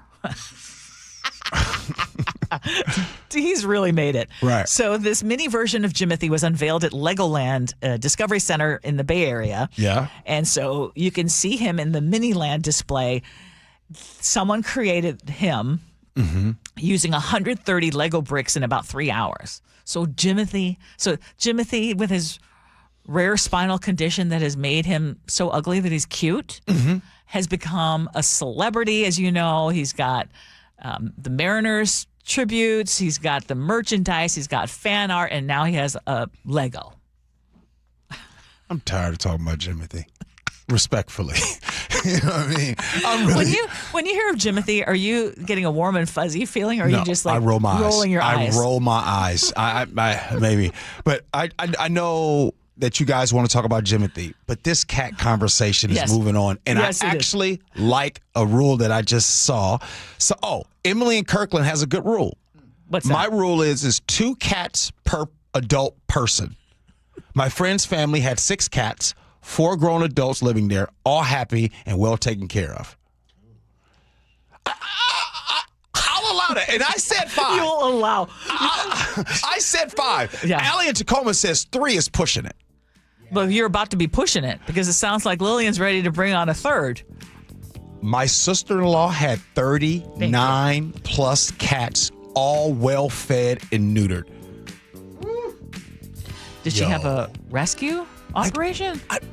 So here's what I'm thinking of, and I have 2 different situations, but in one case, this person just loved cats. Love cats. Yeah. To the point where no cat could be abandoned. It would be just welcome in her home, and it overtook her home. Wow. 425 says, thank goodness G doesn't know me, because he wouldn't just be talking about our family. He would be spreading the tea. We have 7 cats. So the only thing that stands out to me is that we have 2 cats. And Ursula, one of the things that was kind of tough for a minute was the cat litter. Like they got weird about it. Like I thought they wanted separate, and then they kept going, and then they didn't know each other, and so the older cat was getting upset. And so when I think about 7+ cats, or in this case 39, like the potty situation has to be outrageous. 39. What does that house look like? What is this, man? Oh man. Well, but you know what? Maybe, yep. Well groomed, she said. Yeah, right? well-fed, well neutered. groomed. You know what? Happy home. Yep. If you know the saying, if you like it, I love it. Hey, coming up next here on the Gee and Ursula Show, traffic patterns and also Seattle area drivers. Guess how much you pay probably for your commute. Next, Gee and Ursula. KIRO News Radio, where you hear the John Curley Show, 3 to 7. Data centers, good, bad. Cleellum deciding they're going to put a moratorium on it, and they'll set them up somewhere else. Yes, it's only 70 jobs, but if you could tax the hell out of the place, kick out some money, believe me, a little town of Cleellum, my little town, could certainly use it. Sometimes people just don't want it in their own backyard. They're driven by their own selfishness. Watch live or later on the John Curley Show's YouTube channel. Hey, Jake Skorheim here. Beat the rain and beat the mad rush. Valentine Roofing is now offering priority scheduling for your roof replacement. When you call Valentine Roofing today, they can get your job started within 3 weeks of signing the agreement. And they make the process so simple. You're going to receive an estimate with transparent pricing and options that fit your needs in about an hour. So call 206 Roofing to schedule your free estimate. That's 206 Roofing. And remember, when you see the red Valentine van, you know your home is in good hands. This is the story of the one who keeps multiple buildings running smoothly day after day. Plumbing that flows, HVAC that hums, cleaning supplies that keep surfaces sparkling. That's why she counts on Grainger. With easy reordering online and 24/7 support, Grainger helps her keep the products she needs on hand. So shelves stay stocked and buildings stay ready. Call 1-800-GRAINGER, click Grainger.com, or just stop by. Grainger, for the ones who get it done. Sleep Number's new collections are designed to adapt to the changing nature of your life and your sleep needs. Whether it's the personalized comfort of the Comfort Mode mattress, the targeted pressure relief of the Comfort Next mattress, or the Climate Collection that actively cools or warms to help you fall asleep and stay asleep. And now, get early access to our biggest sale of the year. Save 25% on the new Comfort Next Luxe for a limited time. Only at a Sleep Number store or sleepnumber.com. Certain industries expose workers to hazardous chemicals. If you worked in a paper or pulp mill, or in aircraft manufacturing or painting at Boeing, and have a child born with birth defects, your child may be entitled to legal damages as a result of your exposure to such chemicals. Birth defects have been linked to toxic chemicals, metals, and solvents used in these industries. If your child was born with brain or spinal cord damage, organ or limb malformations, blindness, cerebral palsy, genetic damage, or other birth defects, and you're a past or present worker in a paper or pulp mill, aircraft manufacturing, or painting, contact us now toll-free at 1-866-99-TOXIC. Your children may be entitled to legal damages. If you're a past or present worker in a paper or pulp mill or aircraft manufacturing or painting at Boeing, and your child has a birth defect, call toll-free at 1-866-99-TOXIC. Your call is confidential. 1-866-99-TOXIC. Message authorized by Weinstein Cajano, 600 University Street, Suite 1620, Seattle, Washington. Guys, if your energy is down, your workouts feel harder, and your drive isn't what it used to be, it may not be aging. It could be low testosterone. At Revive Health here in Seattle, the first step is simple: a free testosterone exam and consultation with an experienced medical provider. We'll review your labs, symptoms, and overall health to determine if testosterone therapy could help improve your energy, strength, and performance. And for a limited time, qualified patients can get started with a free month of TRT. Revive has helped over 120,000 men since 2011 improve energy, sleep, mood, and confidence. If something feels off, don't ignore it. Get answers and take control of your health. Call 206-529-1111. That's 206-529-1111. Or visit revivehealth.com. Revive Health. Elevate your vibe. Must medically qualify. Terms apply. Contact Revive for full details. Sprained wrist, ankle twist, broken thumb, can't make a fist, busted knee, surgery, that patch of ice you didn't see. Where pain starts, Jernavix suzetrigine begins. Jernavix is a non-opioid 50 milligram prescription tablet for adults with moderate to severe acute pain that reduces pain signals before they reach the brain. Tendon tear, nose repair, tripping on that broken stair, dislocation, operation, moped crash while on vacation. Do not take Jernavix with CYP3A inhibitors. Avoid use with grapefruit or liver problems, as these may increase side effects. Tell your doctor about all your medicines if you are pregnant or breastfeeding. Jernavix may make certain medicines and birth control less effective. Side effects include itching, muscle spasms, rash, and elevated muscle enzymes. Joint displacement, knee replacement, fell on marbles in the basement, ladder slip, broken hip, that rock climb where you lost your grip. To learn more about Jernavix, ask your doctor. Call 1-833-589-PAIN or visit jernavix.com. Is your car's AC blowing warm air? Don't sweat it. Right now, save $50 on any AC service at Bucky's Complete Auto Repair. Honest pricing, guaranteed work, 16 family-owned locations, and no appointment needed. Stay cool this summer. Bucky's.com. KIRO News Radio 97.3 FM Northwest News. Now, the latest from KIRO News Radio and mynorthwest.com. Good morning. I'm Katrina Gashard.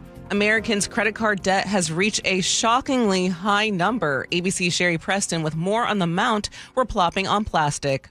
The Federal Reserve Bank of New York says collectively Americans put $21 billion more on their credit cards in the second quarter of this year, totaling a whopping $1.26 trillion, just shy of an all-time credit card debt level set in the fourth quarter of last year.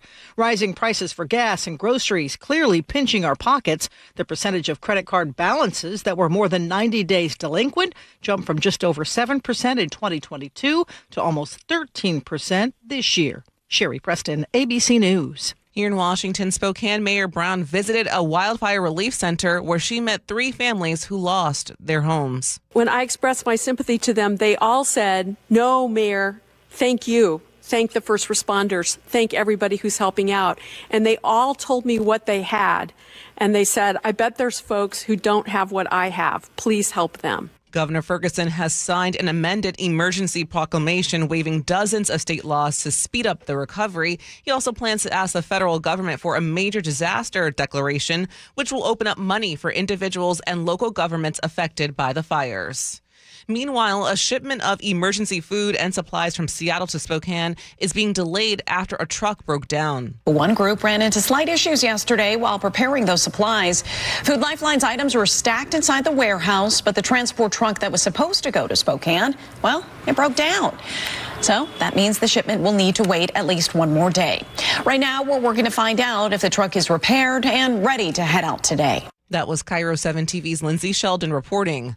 The Justice Department is suing a Tukwila-based pet food company seeking to stop it from manufacturing and selling its products. The government alleges Aero Reliance, which does business as Darwin's Natural Pet Products, repeatedly violated federal food safety requirements. The complaint says FDA investigators found salmonella at the company's Tukwila facility back in 2024, along with other harmful bacteria in finished products.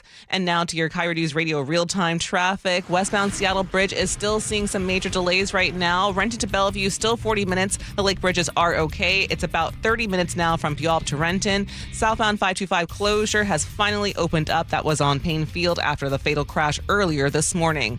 This traffic report is brought to you by the KIRO Newsradio App. Text app to 888-973-5476 to download the KIRO Newsradio App. Listen to your favorite shows and get the latest news and updates sent straight to your phone. For your forecast on this Tuesday morning, sunshine is on the way. We'll have warm temperatures in the mid-70s. Right now, it's about 65 in downtown Seattle. I'm Katrina Gashard, KIRO News Radio. Your best source for local news. You're listening to KIRO News Radio Northwest News.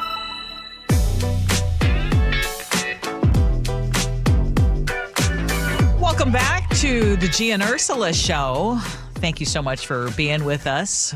Our Muckleshoot Casino Resort text line is 888-973-5476, 888-973 KIRO. We were, Ursula, I know I teased that we're going to be talking about Seattle area drivers and how much. However, our very own Jillian Raftery, she's been paying attention and monitoring the Seattle City Council public safety hearing that's happening right there.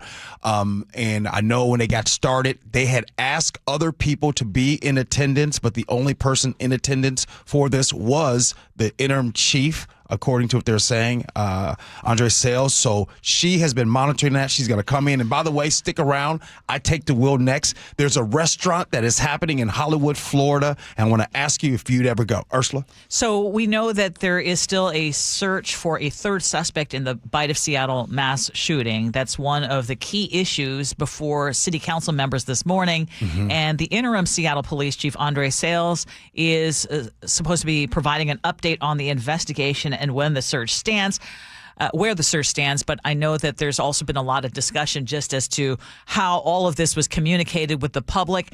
Jillian, thank you for breaking away because you're trying to watch what's going on with the meeting as it's happening right now. So what are some of the things that stand out? Well, this was a big deal because this was supposed to be a 15-minute quick look at the security response, and it is turning into an inquisition of the police department and the entire they called it the entire executive branch. So I think Bob Kettle, who's the chair of the Public Safety Committee, we're going to get a little bit inside baseball, guys, but bear with me because all of this matters to your safety and transparency in government. So Councilmember Bob Kettle made it very clear we are not coming down specifically on the police department. We are getting answers from everybody. So interim chief Sales is there, as well as one of his deputies and a representative from the mayor's office. And Councilmember Rob Saka asked, excuse me, I'm hitting my mic out of the way. It's been an intense morning. Asked, is there a killer on the loose? You want that update right now? Yes. So here you go. Hold on. Do that. Hold on. Yes or no? Do it again. Do that again. Is there a killer on the loose? Yes or no? Speaking with my detectives this morning, we're combing through some warrants and looking at some things. We still have to comb through some video surveillance that was there. I can't say yes or no. Wow. Previously, they had said they were holding this close to the vest, but Wow. That's a surprising answer. Wow. What else? So they started this meeting saying they wanted answers. There were a lot of questions talking about the tactical response.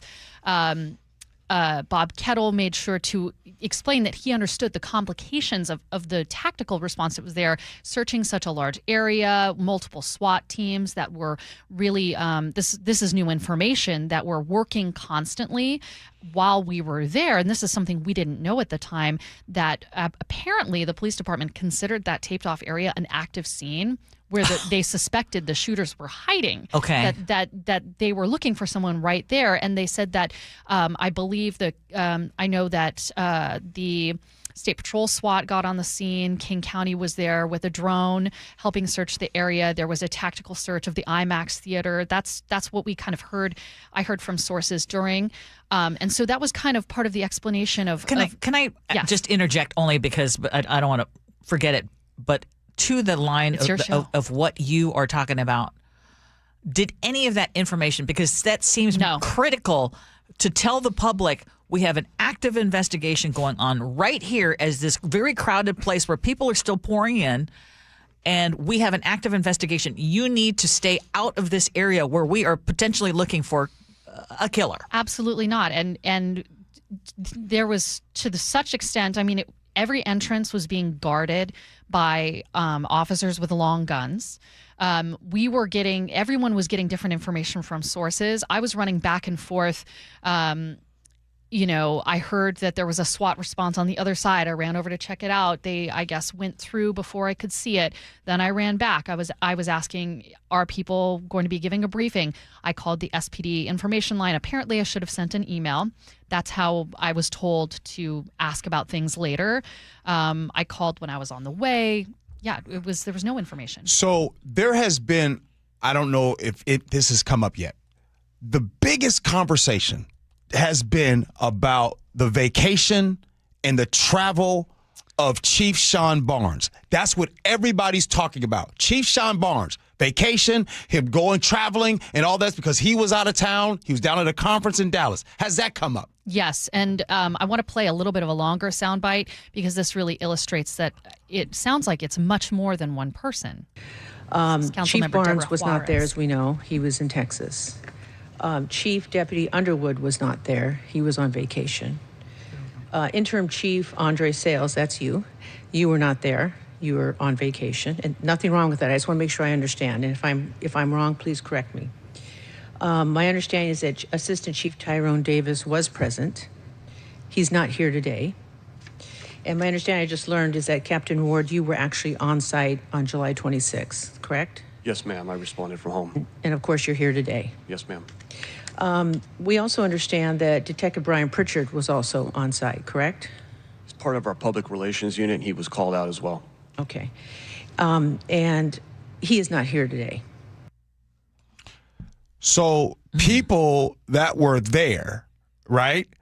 Interesting that they're not here to answer these questions. And a matter of fact, Brian Pritchard, he's PIO. He's information. He is the liaison between communication that happens with SPD and or the media. So wait, wasn't he the one that also told the media that they were waiting for the dignitaries? Yes. That's correct. Yes. To which the mayor said, no, we weren't waiting for dignitaries. That didn't.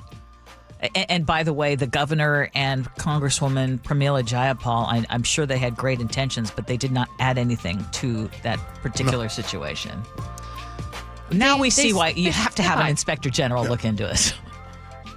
So once again, I just wanted to say. Oh, I have a comment about that. That was something that just came down. I didn't get go ahead. Deborah Juarez said in part of her fact setting, I'm wondering why this inspector general announcement is coming down today after I asked the mayor's office about this, over the last few weeks. So she's wondering about the timing too, and I can get that soundbite for you as well. Please. Absolutely. Hey, Ursula, can I raise my hand? Yes. Did I not ask that question in the 9 o'clock hour? Yes, you absolutely did. I asked that very question. What's the timing? The mayor's office did say that this has been planned for the last week, but that they were getting, I think, something about the wording correct. A stop. I will get you that so all of you listeners can hear directly from this meeting, and a lot of this is inside baseball. Raise your hand. Raise your hand. Who has more confidence in the mayor's office at this moment? Jillian, you're out. You're our reporter. Yeah. No, being serious, I think the biggest shock to me isn't the incompetence of the mayor's office. The biggest shock so far that Jillian came in with was asking, is there a killer on the loose, yes or no? And they could not definitively answer that question? Now, but yet, I want our law enforcement to tell me, because oftentimes I'm told police cannot give that kind of information if they're closing in on somebody because it could hamper the investigation. So please, if you're law enforcement, please fill us in. Fair. Hey, can you come back at 11 o'clock?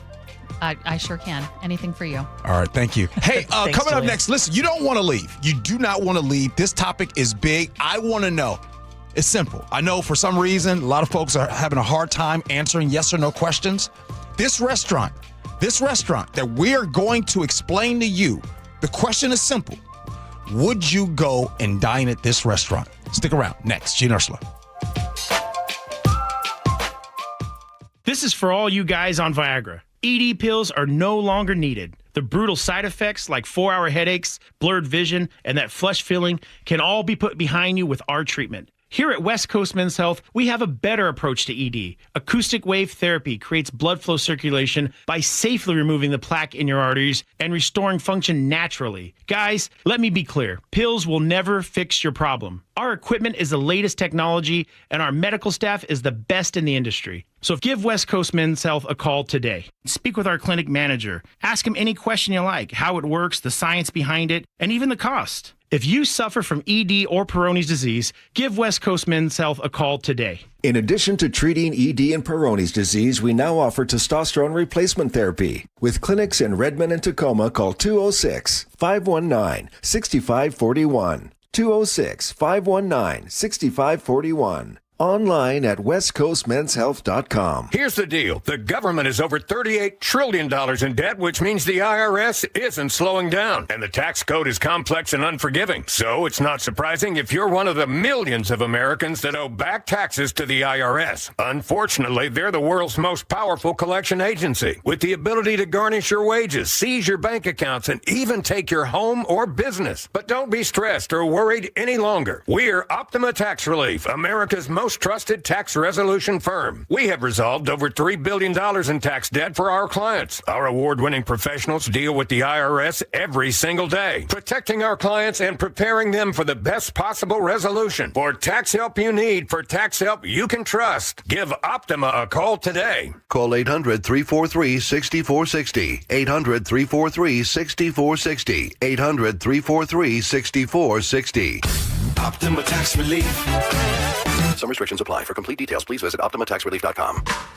Everywhere you look, things are getting more expensive. But at Consumer Cellular, we're lowering the price for those 50 and up. Now you can get unlimited everything for just $35 a line. That's $35 a month for unlimited talk, text, and data. Switch to the carrier ranked #1 in network coverage and customer satisfaction and get unlimited everything for just $35 a month. Call 1-888-FREEDOM or visit Consumer Cellular online or in-store today. Price includes $5 credit for autopay and e-billing. Taxes and fees apply. Data speeds reduced after 35 gigabytes. Rankings done by 2025 ACSI survey.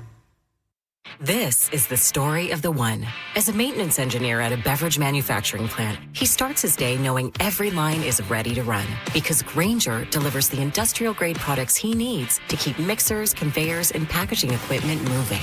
With Grainger's vast selection of bearings, belts, and motors, he keeps operations running smoothly, so nothing grinds to a halt. Call 1-800-GRAINGER, click Grainger.com, or just stop by. Grainger, for the ones who get it done.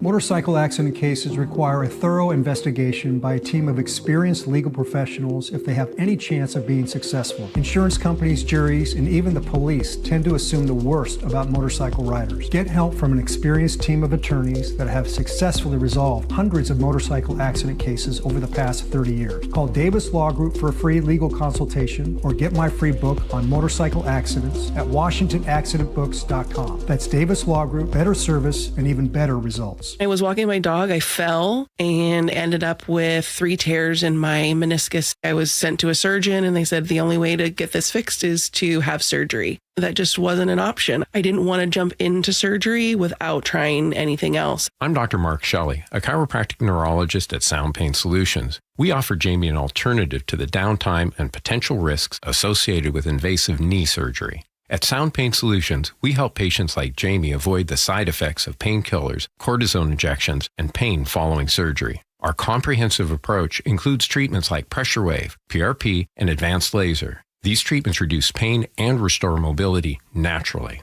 Now Jamie is able to do everything she enjoys without pain. I'm grateful for being able to wake up every day and not be in pain. To be able to go about my day has been amazing. Schedule a free consultation to learn if you qualify for our non-surgical and drug-free joint treatments at soundpainsolutions.com. The Black Crowes, live in the Tulalip Amphitheater, Sunday, August 30th.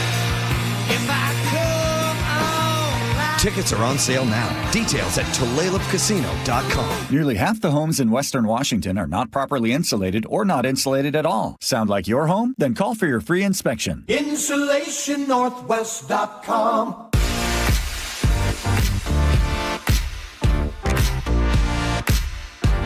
It is the Gee Ursula Show. Good morning to you. Okay. By the way, coming up at 11 o'clock, former interim chief Sue Rahr is going to be on our show, and I would assume Ursula is going to play the sound when Rob Saka asked the current interim chief, hey, is there a killer still on the loose? So that answer, we will have a response to that one. Let's go down to Hollywood, Florida. Simple question, yes or no. Would you go to this restaurant? Class Steakhouse Soiree in Hollywood offers this type of dining once a month. Nude. The first Monday of every month, we have our nude dinner where guests can come and just take their clothes off and have a great dinner. Ali says the blinds go down and the clothes come off. Nestled in the heart of Hollywood is Class Steakhouse Soiree. Owner and chef Murad Ali says they've been up and running for about 8 years. It's legal because the windows are completely blacked out. No one can see from outside. Our staff are fully clothed, so there's no entertainment from us. The entertainment is just dinner. He says the idea came after the restaurant hosted a private party for nudists. Once the event was finished, my idea said, let's do it ourselves. Now the experience is open to adults with a 5-course meal and a few extra layers of cleanliness. We have a robe that everyone is offered. We have a leather seat cushion, which is sanitized. And we also have a lap towel. And the concept may not be for everyone, but Ali says that's exactly the point. The first Monday of every month, we have our nude dinner where guests can come and just take their clothes off and have a great dinner. So the next dining night, nude dining night, Ursula, is September 7th. I think that falls on a Monday. Yes or no, you would attend a nude night dining night? Not this September 7th, because I will be out of the country. However, I would do it one time and one time only. And the reason, and I would be the one that would wear the robe. And I would be the one that wear the, just because I would want to see what the heck is this all about. Wait, Ursula, you really would go? Did you hear me though? I wouldn't be the one nude, but on a regular basis. Why? I don't want to be trying to choke down some steak while someone with sweaty butt cheeks is sitting next to me. No. What? Why? I mean, I'm sorry, but are you going? No, I'm not going at all. I'm being serious. Would 20-year-old or 30-year-old G go? Would not. I mean, look, when I think of this restaurant, and I know people says, oh, you clean, you sanitize. When I think of this restaurant, I think of underwear. What I mean by that is you don't just wash them and hand a pair to your coworkers or friends to wear. Once you sit in that seat, it's a wrap. It's over. Like, that's it. Like the chair, throw it out. I don't even want to sit in that chair. I know you've got some issues with the whole sharing a bathroom thing. I mean, you were paying expensive Uber rides to go to a bathroom in a hotel on a long layover. So the idea of, they said leather. I liked how he said, we've got leather covered seats where we're gonna go ahead and spray it down. I'm sorry, but I'm not even beyond that. Mm-hmm. Just the idea of eating while sitting, and you're naked, and people are. That's just too much. Look, there are certain items. Shout out to Moses in the 509. There's certain items that cannot be on the menu. Like, I don't want to see crabs on the menu. I don't want to see. I don't want to see that at crabs. All. No, Stop. I don't. The next thing is for all my brothers and sisters out there that watch Dateline, 48 Hours Mystery. What's that light called? What's the light called that comes and the blue light? They turn the lights out and they look at the bathroom and they say, "Oh man, something must have happened here."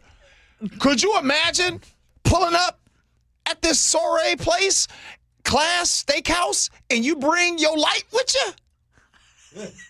Talk about ribeye. No, but again, I brought this, and I know you guys. Hey, G, why did you talk about this? Because they said G takes the wheel at 10:47, and I had to bring this up. I saw this yesterday, and I could not believe it. Well, and I had to fact check it. It's real. Looked. Is there anyone on our text line who's saying, "Yeah, I would do it," other than B and Puyallup potentially? Let's see. Robin Puyallup brings up Acropolis down there in Portland. By the way, I think Acropolis is closed down. And by the way, you're right. In my 20s, I used to go to Acropolis, and I used to have the steak and eggs. And I look back on that. Wait. What's it at Acropolis? Is that also a nude place? Yeah, it's basically breakfast and strip club. And what would happen is, Ursula, is they used to walk on the bar. Now, I was in my 20s, so I thought that was, you know what I mean? Like, I was excited, like, oh, man, this is so cool. Now, looking back, that's just nasty. Yeah, see, that's the reason why I would go one time and one time only. Like, and do you require the food to be good? Or can they get away with crummy food? Because it don't need to be good. It's kind of like coffee, like some of these bikini barista stands. Do they go? You don't go for the coffee. Yeah. And what are you thinking if someone says, "Yeah, I've got a kind of a standing Monday, first Monday of each month. I want to eat at the steakhouse." Look, Ursula, you can't use terms like standing. So Todd and Birian text in luminol. That's what I wanted, Todd. You can't bring your own luminol. Wait, I can't say things like standing? A standing invitation? What the heck? We're getting out of here. Okay, right. I hear the music. Hey, 206 said, what happened to scenarios? This is better than scenarios. Okay. The 11 o'clock hour, I got to tell you, Jillian Raftery, our news reporter, she's out there. She's going to be coming back in the 11 o'clock hour to talk about more of that public hearing committee, that meeting that happened with Seattle City Council and the interim chief, Andre Sales. She's going to be coming to talk about that. But more importantly, up next, Seattle's former top cop. She was the interim chief of Seattle. Sue Rahr is going to be our next guest. Stick around, Gee and Ursula.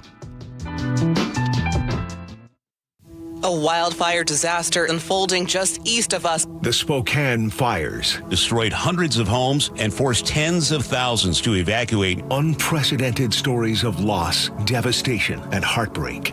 It was a beautiful home. It really was. And there was a lot of terror because it's loud, it's hot. Join KIRO Newsradio in doing whatever you can for our neighbors in Spokane.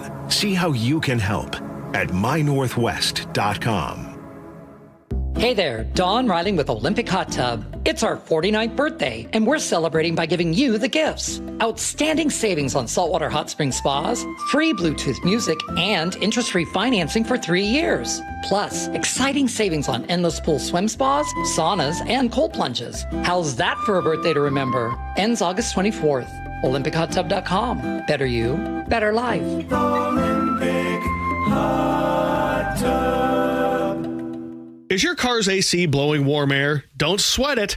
Bucky's Complete Auto Care is here to help. This is Sully. Right now, you'll save $50 on any AC service. Whether it's a weekend getaway or the daily commute, you deserve a cool, comfortable ride. For over 50 years, local drivers have trusted Bucky's for honest pricing, expert repairs, and guaranteed work, earning them the Carfax Preferred status. 16 family-owned locations, no appointment needed, easy financing. For $50 off your cooling system service, visit Bucky's.com. Hair Volume from New Nordic will make your hair look thick and healthy. Hair Volume is available online at Amazon and NewNordicUSA.com or in the hair care aisle at your local CVS. Man, I love this place. I've been surfing here since I was a kid. Now, seeing my grandson out on the water, it means everything to me. Watching him and taking in the blue waves, the sea breeze, the blurry horizon. If you have geographic atrophy, or GA, subtle changes in vision could mean it's progressing toward irreversible vision loss. Izervay is proven to slow GA progression and could help preserve your vision for longer, so you may keep seeing the world around you. Izervay, or avacincaptad pegol, is an eye injection. Don't take it if you have an infection or active swelling in or around your eye. Izervay can cause eye infection, retinal detachment, or increased risk of wet AMD. Izervay may cause blood in the white of the eye, blurred vision, or a temporary increase in eye pressure. Do not drive or use machinery until vision has recovered after an eye injection or exam. Ask your retina specialist how you can slow your GA with Izervay. To learn more, call 1-855-IZERVAY or go to izervay.com. Paid for by Astellas Pharma. How would you like to invest in the Seattle real estate market, one of the hottest and most stable regions in the country, and achieve a great rate of return on your investment without the effort of sourcing a deal, the expense and time of building permits, or all the hassles that come with being a landlord? Hi, I'm Scott Rurecka, CEO of Legacy Group Capital in Bellevue. Legacy Group Capital develops local real estate, lends money, and shares the profits with our investors. Diversify with Legacy Group Capital. Invest into our Northwest Fund, which is currently delivering 9% on a fixed rate term. It's our flagship fund for 19 years with zero investor losses. And yes, we do accept IRAs. Find out why 1,300 local investors have invested over $350 million. Invest in the stability and ease of Legacy Group Capital's Northwest Fund. Legacy Group Capital at LegacyG.com. This is not investment advice. Investments available to accredited investors only. Details at LegacyG.com. Spike O'Neill here for Ageless Living. Recently, my aunt had surgery and she was home the next day. But we weren't sure if we were ready or equipped to give the kind of care that she needed, so we called Ageless Living and asked about respite care. A short-term stay that provides 24/7 expert care, Ageless Living amenities, and peace of mind for you and your family. Go to agelessliving.com/spike and schedule a visit. It can be a much-needed break for a caregiver and a chance for you and your family to get a look and a taste of what Ageless Living offers. That's agelessliving.com/spike. You pledged your life to serve. You made sacrifices, lost loved ones. At VA, we don't see the falls you've taken. We see the 1,000 times you've stood back up. We embrace your uniqueness and won't trivialize your hardships. We can't promise to heal all wounds or wash away all trauma, but we do see a path forward. We see all veterans. We see you. Learn how treatment works and recovery is possible. Visit MakeTheConnection.net. Your best source for local news. KIRO News Radio. KIRO FM and HD1. Tacoma, Seattle. Northwest News. ABC News, I'm Michelle Franzen. The death toll in Colombia continuing to go up after yesterday's major earthquake. More than 200 people have died due to collapsed homes and buildings across western Colombia. Crews still searching for people trapped in the rubble. Daryl Popp is a Canadian real estate agent. He was celebrating his birthday in the country, telling ABC News he took cell phone video when the shaking began. It's such a surreal feeling. And I turned around and I saw the cabinet smash and I heard people running through the hallways and doors slamming. I was like, okay, maybe it's time to stop this video and get out of the building. A U.S. Marine is on a flight back to America after his release from a Russian prison. Robert Gilman was detained for more than 4 years on disputed charges. According to the group advocating for his release, Gilman is gravely ill and suffered years of abuse. No one drew all the winning numbers for last night's Powerball drawing. The jackpot now swelling to $1 billion for tomorrow night's drawing. This is ABC News. Luigi Mangione, charged in the fatal shooting of United Healthcare CEO Brian Thompson in 2024, was in court for his state pretrial hearing. Defense attorneys are asking a judge for the trial to be broadcast live. The judge still weighing that decision. ABC's Peter Haralambous is outside court in Lower Manhattan with more. The judge didn't openly address that during today's conference. He only said that the court would go as far as to allow that overflow room. We don't actually even know if there will be a live feed of the actual proceedings in the overflow room itself, perhaps only an audio feed. It seems unlikely at this point that we're going to see, if anything, a live broadcast. There remains a possibility we'll see the openings, the closing statements, and when the jury actually delivers their verdict. Jury selection set to begin September 8th. Mangione is also facing federal charges. Toyota issued a new recall involving more than 500,000 Camry hybrid vehicles from 2025 to 26. The company says the instrument cluster could fail to display safety critical information, increasing the risk of a crash or injuries. Michelle Franzen, ABC News. A late night shooting at Cal Anderson Park, but first, KIRO Newsradio real-time traffic. Major delays on southbound I-5 still as you're making your way from Shoreline to Seattle. It's going to be at least an hour from Linwood to Bellevue. Otherwise, Renton to Bellevue finally making some progress. It's about 20 minutes. Lake bridges are doing well, and it's about a half an hour from Puyallup to Renton. This traffic report is brought to you by Seattle Sports. Search Seattle Sports on YouTube and click subscribe to get fresh video content daily. KIRO News Radio 97.3 FM Northwest News. Now, the latest from KIRO News Radio and mynorthwest.com. Good morning. I'm Katrina Gashard. Seattle police are investigating a late night shooting at Cal Anderson Park. Officers say a 49-year-old man was shot in the lower leg just before midnight and rushed to Harborview in stable condition. A 29-year-old suspect was later arrested near 10th and Pine. SPD Detective Brian Pritchard says this about the victim. Officers provided aid until Seattle Fire Department arrived, and the man was transported to Harborview Medical Center in stable condition. No word yet on what led up to the shooting. The suspect was booked into the King County Jail on investigation of assault. This morning, we heard from Seattle's interim police chief about the Bite of Seattle shooting. Spoke to the lieutenant over our homicide investigation. There's some search warrants that they're writing today that they've written over the last couple of days. That's going to be fruitful to this investigation. Officers were on the scene within seconds and subdued one of the shooters. Get out! Get out! Others are believed to have been involved, but no description has been released. Mayor Katie Wilson has also ordered a review of the communication to the public that day.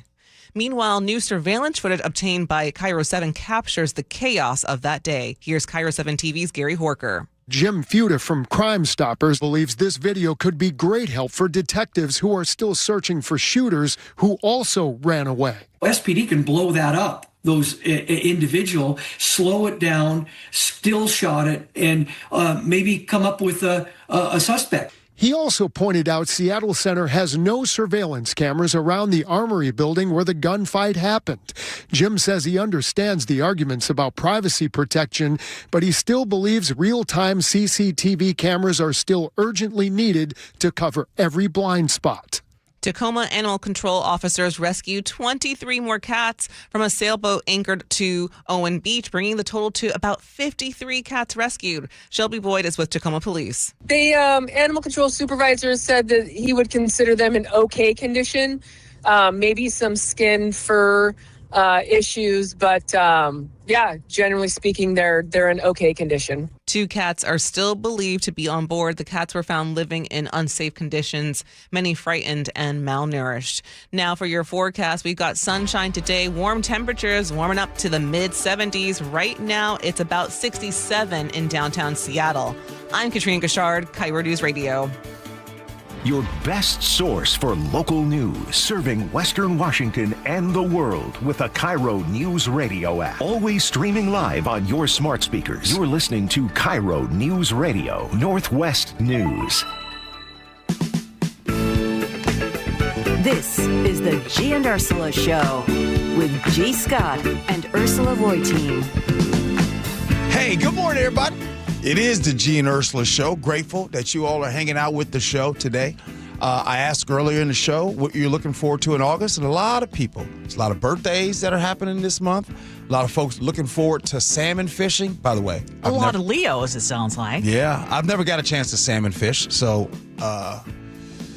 soliciting some, if you guys want to bring me out for any salmon fishing, just in case. Hint. Right up there with the camping for G. Yeah. Good morning, Ursula. What we got? Good morning. Well, we have a super packed hour. Of course, at 11:30, we are going to agree to disagree, but we're also going to get an update from our reporter, Jillian Raftery, who has been monitoring what is happening at City Hall right now, and it is, well, she described it as more of an inquisition regarding the mass shooting at the Bite of Seattle late last month. Mm-hmm. So we will get more details on that, but right now, let's get to it because we do have a guest.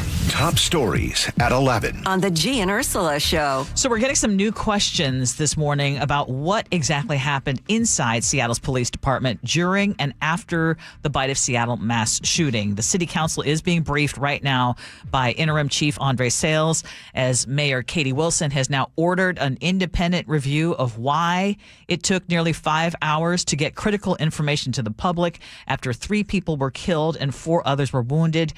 And this morning, Sales was asked a pretty basic question, and we're going to play that exchange for someone who knows exactly what should happen in a moment like this. Former interim Seattle Police Chief and former King County Sheriff Sue Rahr joins us now live on the show. Good morning. Good morning.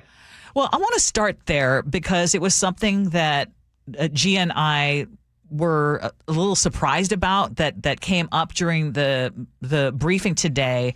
And I was curious if this would surprise you as well. And so this was Council Member Rob Saka asking the interim chief about the remaining suspect that we've been hearing about. Is there a killer on the loose? Yes or no? Speaking with my detectives this morning, we're combing through some warrants and looking at some things. We still have to comb through some video surveillance that was there. I can't say yes or no. What do you make of that? Well, I wasn't present for the hearing, and I am not going to second guess what the interim chief said. I know that he is in an impossible position.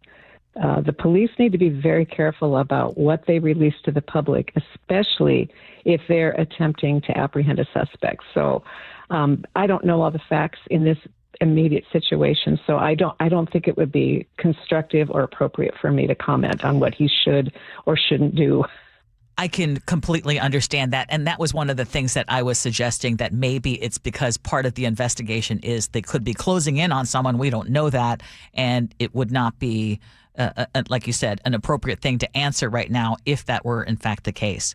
But right. I think the public is aware that there was more than one suspect. And I think the public is aware that not all the suspects have been arrested. So the question of, is there a killer on the loose? Just by the process of deduction, yes, of course there is. But, what is the public going to be able to do about that at this moment? That's what we need to think about. So you've been King County Sheriff, and you have led Washington State Criminal Justice Training Commission, and you served as Seattle's interim police chief for a little bit. When you look at public safety in Seattle right now, what concerns you? I think that there is a communication problem. I think that we are in the process of onboarding a brand new mayor who has a brand new team, where a transition is happening at the Seattle Police Department. And what makes my heart ache is that I know from my inside experience at SPD, there's a lot of good policing going on that is not being shared with the public. And I think that there's a lot of hyperbole that gets thrown out when tempers are short. And it doesn't, Seattle is on the broad scheme a very safe city. And it's very sad that so many people are feeling like it's unsafe because of people sharing barbs. Yes, there are things that we need to focus on and get better at.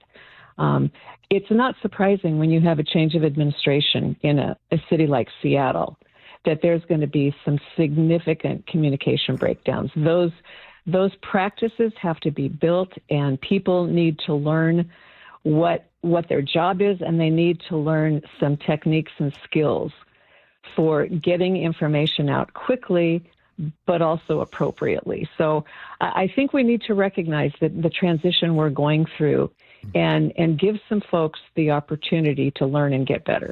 Okay, so I'm going to say something, and it's not necessarily a question. I'm going to say something, and then maybe I'll give you an opportunity to correct me. You just made the comment, and you said right now with this new administration, there seems to be some communication issues. I think the reason why that there are communication issues is because the philosophy between the two. When I say the two, SPD and the mayor's office, and I think it is different. And the philosophy is this. I think SPD is public safety first, and I think the mayor's office, I don't believe that they are public safety first.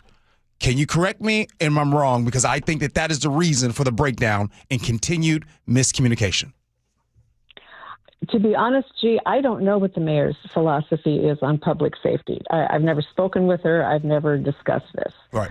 What I do know is it 100% is the primary focus for the police department, as it should be.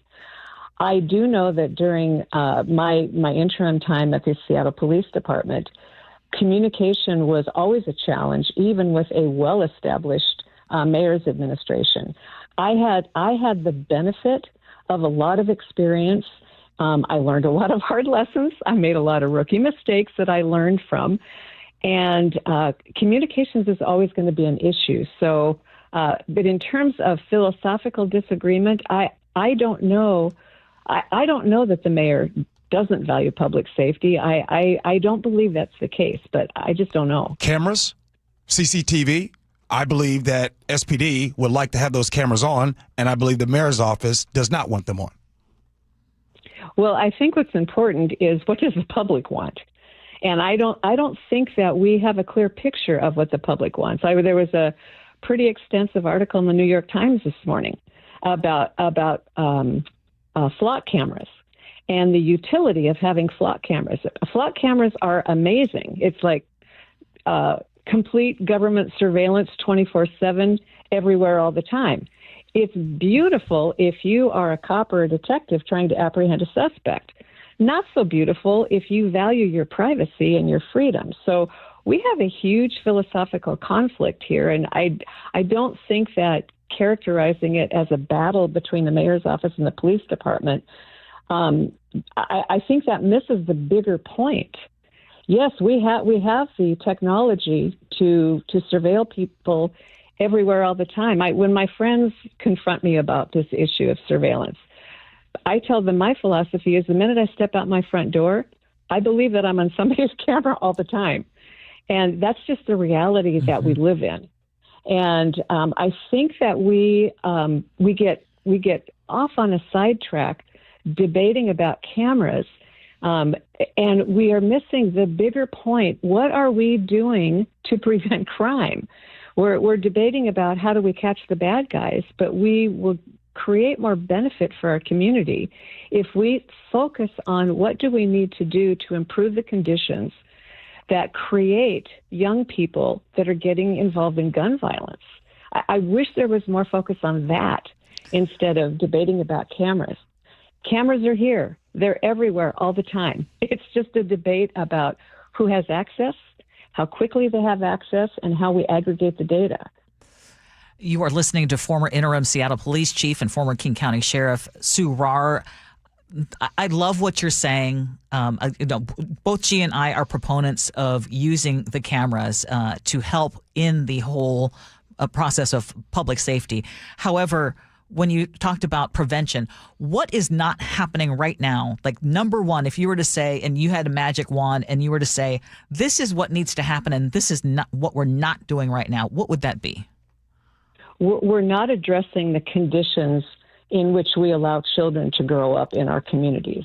We have children that are born into homes that don't have the resources to adequately feed, support, have medical care.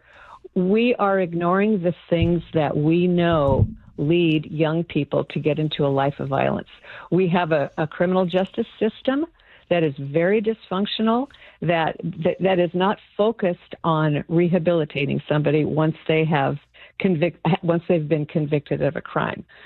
Gee and I know both share support for the DADS program, Divine Assistance. I'm not going to screw up the acronym here, but the program exists to untangle the trap that we create for young men who are coming out of incarceration. We have a system that keeps young people trapped once they've been convicted of a crime and makes it nearly impossible to get a driver's license, to get a job, to retain custody of your children. All of the things we know that are preventative factors for crime, we ignore the impact that the system has that perpetuates generational crime. So we get off on these tangents about things like cameras and you know, is there a killer on the loose? We've got to get focused on what creates the environment that creates gun violence, and it's a big gnarly problem with lots of factors to it. So I guess I'm sorry. I feel like I'm standing up in a pulpit here, but I just get so frustrated that we have serious systemic issues that we're not talking about. We're getting all hung up on the performative stuff, and you know, at some point we really have to address what do we do when a 13-year-old, usually a boy, is arrested for possession of a firearm. I think the public is pretty well aware our criminal justice system doesn't really kick in until there are multiple convictions for firearm possession. That is sheer insanity, in my opinion. Now, I'm not saying the answer is lock the kid up until he's 18. I'm saying at that point, we should have an all-hands-on-deck intervention. What's happening in the family? Get a case manager. Figure out what is it that got this kid into that type of behavior. And everybody rolls up their sleeves. Every system, every institution focuses on why is that kid in that position. But that's not what we do. We have multiple service providers competing with each other for contracts for services, and everybody has a little piece of it. It's fragmented. We need to get better at that. Sue, I really appreciate those words, but I just want to take this couple seconds to say that the Gee and Ursula Show talks often about prevention. I talk often about these conditions, systemic issues that continue to get us here. But I want to go back to, you just brought up, let's talk about juvenile gun possessions. And you even said that the fact that it's up to 5 times of getting caught with a firearm before there's a 30-day stay in detention. How did we get there in the first place? How did that become any type of law? I wish I had the answer for that. I wish I could roll the clock back and change that. I know that there is a philosophy in the community that if we make the punishment really high, that's going to prevent people from doing things. There's another segment of the community that says we should not punish juveniles for doing stupid, dangerous things. And because we approach it as either all one thing or all the other, I think that's what got us to the point that we know just punishment doesn't fix the problem. Unfortunately, we didn't fill in what are we going to do instead. And so I think we need to start looking at, we've got to do both things. There has to be accountability. There has to be a penalty for breaking the law. But we can't say, once we do that, it's enough. And again, we can't just say, well, punishment doesn't work, so we're going to do nothing. I think that's just as bad as the other extreme. Right. This is former King County Sheriff Sue Rahr joining us on the Gee and Ursula Show. I saw you quoted in a Danny Westney column when he was talking about the next police chief for Seattle, and you said that you think it's going to have to be someone from within. You also said it's going to be very hard for the city of Seattle, given what's happened with the previous police chiefs. It's going to be hard to find an A-lister. Talk about that. Well, I think that, again, I described earlier, the city is going through a transition of a new administration. The mayor's election, I think, was a surprise to a lot of people, and it signals a community that says we want change. If I am a highly qualified, experienced police chief, there's going to be some risk taking a job in a city that is going through a transition like that. I think clearly, I don't think I'm being exaggerating, that there are issues between the mayor's office and the city council. There's a lot of contention there. So yes. if I was somebody looking for a police chief job and I knew that I worked at the will of the mayor, I'd be pretty nervous about stepping into this particular situation. With that said, I think that having an internal candidate is not a bad option. I was so impressed by a number of up-and-coming leaders at SPD when I was there. I can think of a number of people that would do an excellent job as a chief. And so, yes, we aren't likely to attract somebody from outside because of the instability of the position. But we have really good options. And I think we need to not dismiss an internal candidate who knows the history, who has demonstrated their knowledge of the city, their dedication to the city, and particularly somebody that the frontline officers are familiar with and will already have a reputation. So we got about 90 seconds, and I hate to sneak this question in, but I wanted to just talk real quick about the bite of Seattle, that shooting, that tragedy. Nearly 5 hours passed before the public heard from city leadership. In all of your years in law enforcement, have you ever heard of a police press conference after a major incident being delayed because officials were, quote, waiting for dignitaries? I have not.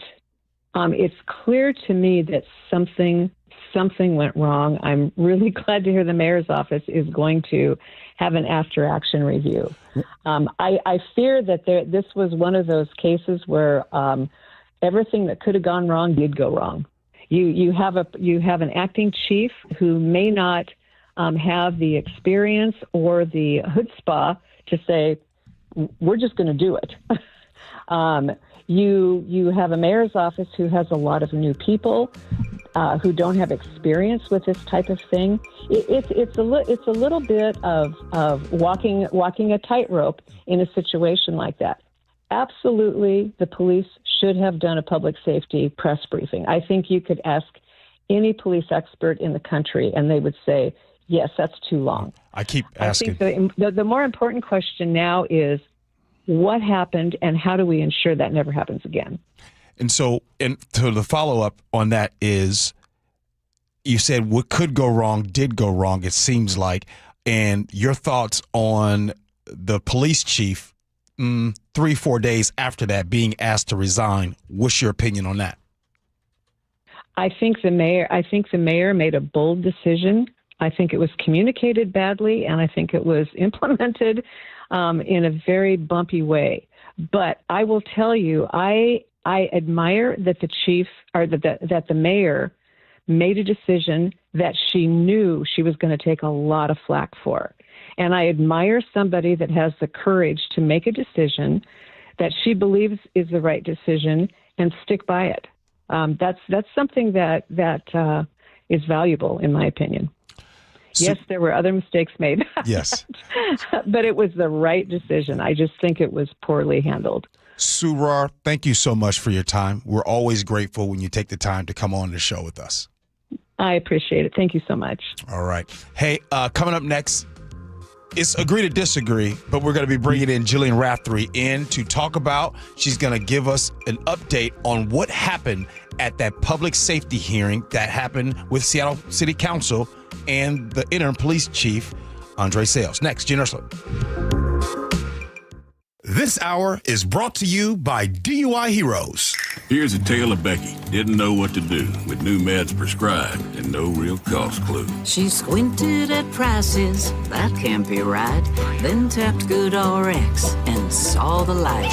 She could get a deal, book telehealth if she feels.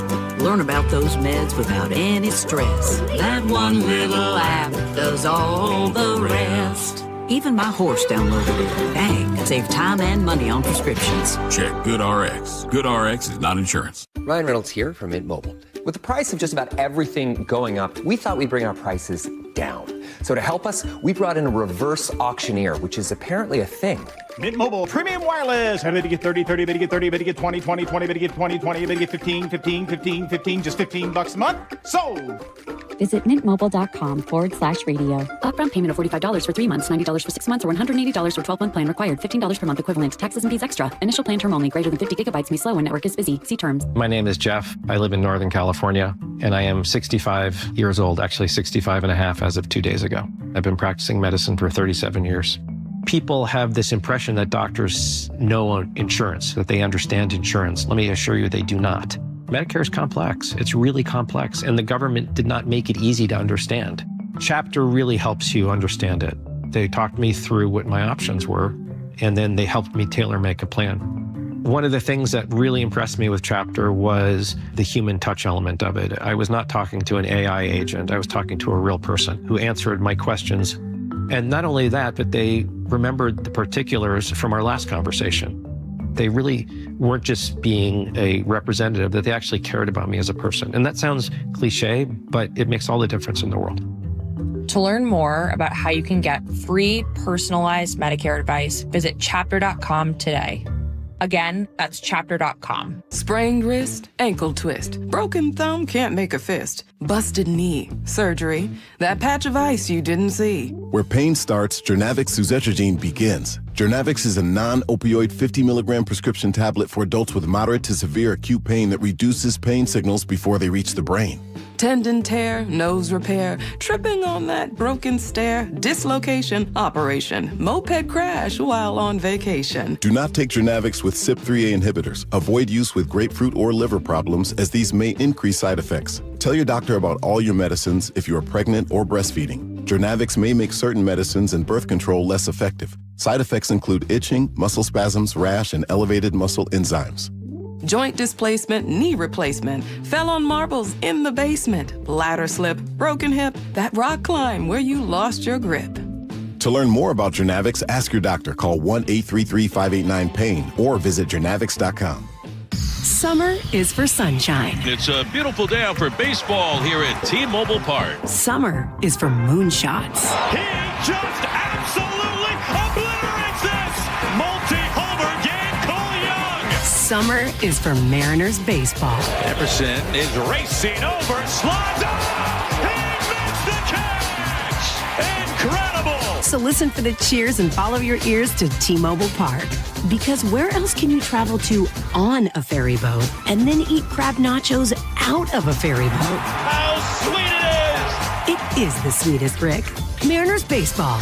Tridents up. Don't miss out on fireworks night this summer at T-Mobile Park. The Mariners are kicking off Players Weekend with the next show on Friday, August 21st against the Cubs, featuring a playlist curated by your favorite guys on the team. Go to mariners.com/fireworks to get your tickets and check out the complete lineup. Presented by T-Mobile. I like it hot. Beg your pardon? Can you make it hot for me, Dan? I think so. Half heated ain't hot enough. No. That's why I called you. Apollo Plumbing. Yeah, my sorry old water heater. Oh. Ain't getting me the hots anymore. You want hot water. That's what I said. That's what we do at Apollo Plumbing. And you're ready? Right now. When can you? How about today? Same day? We'll have you in hot water tonight. Clever. How about an upgrade? A tankless water heater would mean endless hot water. Now you're cooking. That's just for starters. Starters? How about we make it a worry-free water heater? Worry-free? Wrenchie's worry-free warranty. Which covers? Repair, service, all included. And when it wears out? Apollo replaces it. No extra charge? Nothing. Nil? Nada. As an Apollo A-list member, you're covered. And payments? To fit your budget with approved credit, of course. And I'm hot again. Worry-free. That's for me. We're on our way. Thanks for making it hot. We're ApolloPlumbing.com. It's Olympic Hot Tub's 49th birthday, and you get the gifts. Big savings on saltwater hot spring spas, plus free Bluetooth music and interest-free financing for 3 years. OlympicHotTub.com. Better you, better life.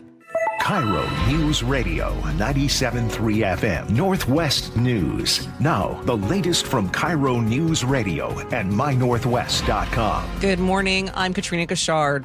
There is a new call among a group of lawmakers for prediction betting websites to stop allowing users to bet on wildfires. ABC's Alex Stone says some users can bet on where and when the next wildfire will begin. One website called Wildfire uses a slogan, "You can't predict fire, but you can trade on it." Sites like it and Polymarket allow users to bet on when and where the next wildfire will occur and how fast wildfires will spread. Multiple U.S. senators are calling for betting on wildfires to stop. Ann Skeet, an expert in ethics at Santa Clara University, says such betting could incentivize people to start fires to make money. We refer to as perverse incentives. CAL FIRE firefighters are barred from betting on the sites. Lawmakers say more than $1.2 million in bets were placed on the 2025 wildfires in L.A. Alex Stone, ABC News, Los Angeles. Wildfires have already burned nearly 2% of all the land here in Washington state. According to the Seattle Times, this is now our third worst fire season in 2 decades. More than 720,000 acres have gone up in flames so far this year. Crews are hoping for a new weather system that will bring cooler temperatures and rain this week. However, fire officials say the dangerous season is still far from over. Seattle's interim police chief says investigators are making progress in the search for a suspected gunman still at large following last month's deadly shooting at the Bite of Seattle. Spoke to the lieutenant over a homicide investigation. There's some search warrants that they're writing today that they've written over the last couple of days. That's going to be fruitful to this investigation. The July 6th shooting at Seattle Center killed 3 people and injured 4 others. SWAT team responded, I would say, with less than an hour and a half, which sometimes in these situations it can take SWAT teams to assemble about 2 hours, but they responded in a great fashion of time to make sure we can preserve life. Sales says a full review of the police presence is expected sometime in September. We're learning a 14-year-old has died days after an e-bike crash in the Mill Creek area. The Snohomish County Sheriff's Office says the teen turned onto 184th Street Southeast from 36th Avenue Southeast last Wednesday and collided with a Toyota Camry. According to the Everett Herald, the teen died Sunday at Harborview. Investigators do not believe drugs or alcohol were involved. And now to your KIRO News Radio real-time traffic. Drive times are running about 7 minutes between Bellevue and Redmond, 15 from Bellevue to Linwood, and about 23 from Bellevue to Federal Way. Expect typical slowdowns throughout downtown Seattle and Bellevue. This traffic report is brought to you by KIRO News Radio. For your forecast, warm temperatures are on the way. Highs will be in the mid-70s today. Right now, it's about 67 in downtown Seattle. I'm Katrina Gashard, KIRO News Radio. Your best source for local news. You're listening to KIRO News Radio, Northwest News. It is 11:33, and this segment is brought to you by Guardian Roofing and Gutters. Normally, we would do agree to disagree, but we have had a top story that has been developing throughout the show, and Jillian Raftery is back in studio.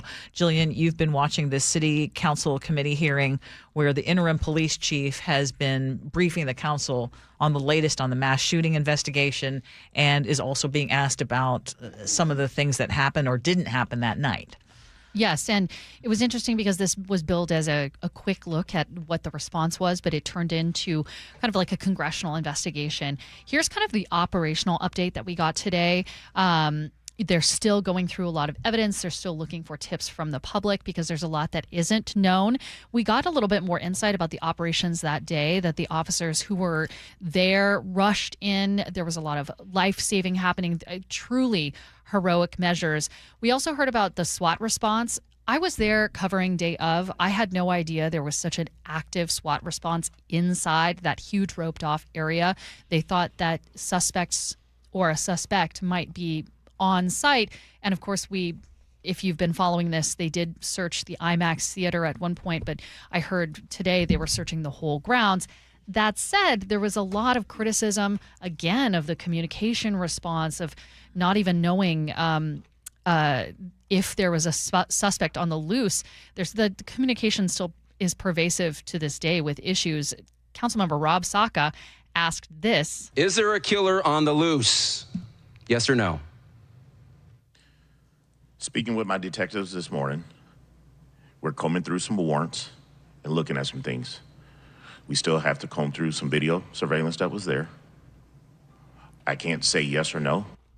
So there's a lot of frustration. A lot of people have heard as well, you both talking about the Inspector General review that is going to happen. And I want to play this. Councilmember Dan Strauss asked why we need an investigation at all. And I'm going to play the response from the public safety director, what she said. We don't need to have an OIG investigation. We can answer those questions right now. And so I'll say this and answer both to you and to Councilmember Juarez. No, we can't, because in fact, I don't know the answer to that question. And as I indicated in my answers to Councilmember Juarez, there were dozens of people who were texting and calling each other with lots of information that evening. That question, that is Allison Holcomb answering Councilmember Dan Strauss. And that question is, why did it take 5 hours to brief the public?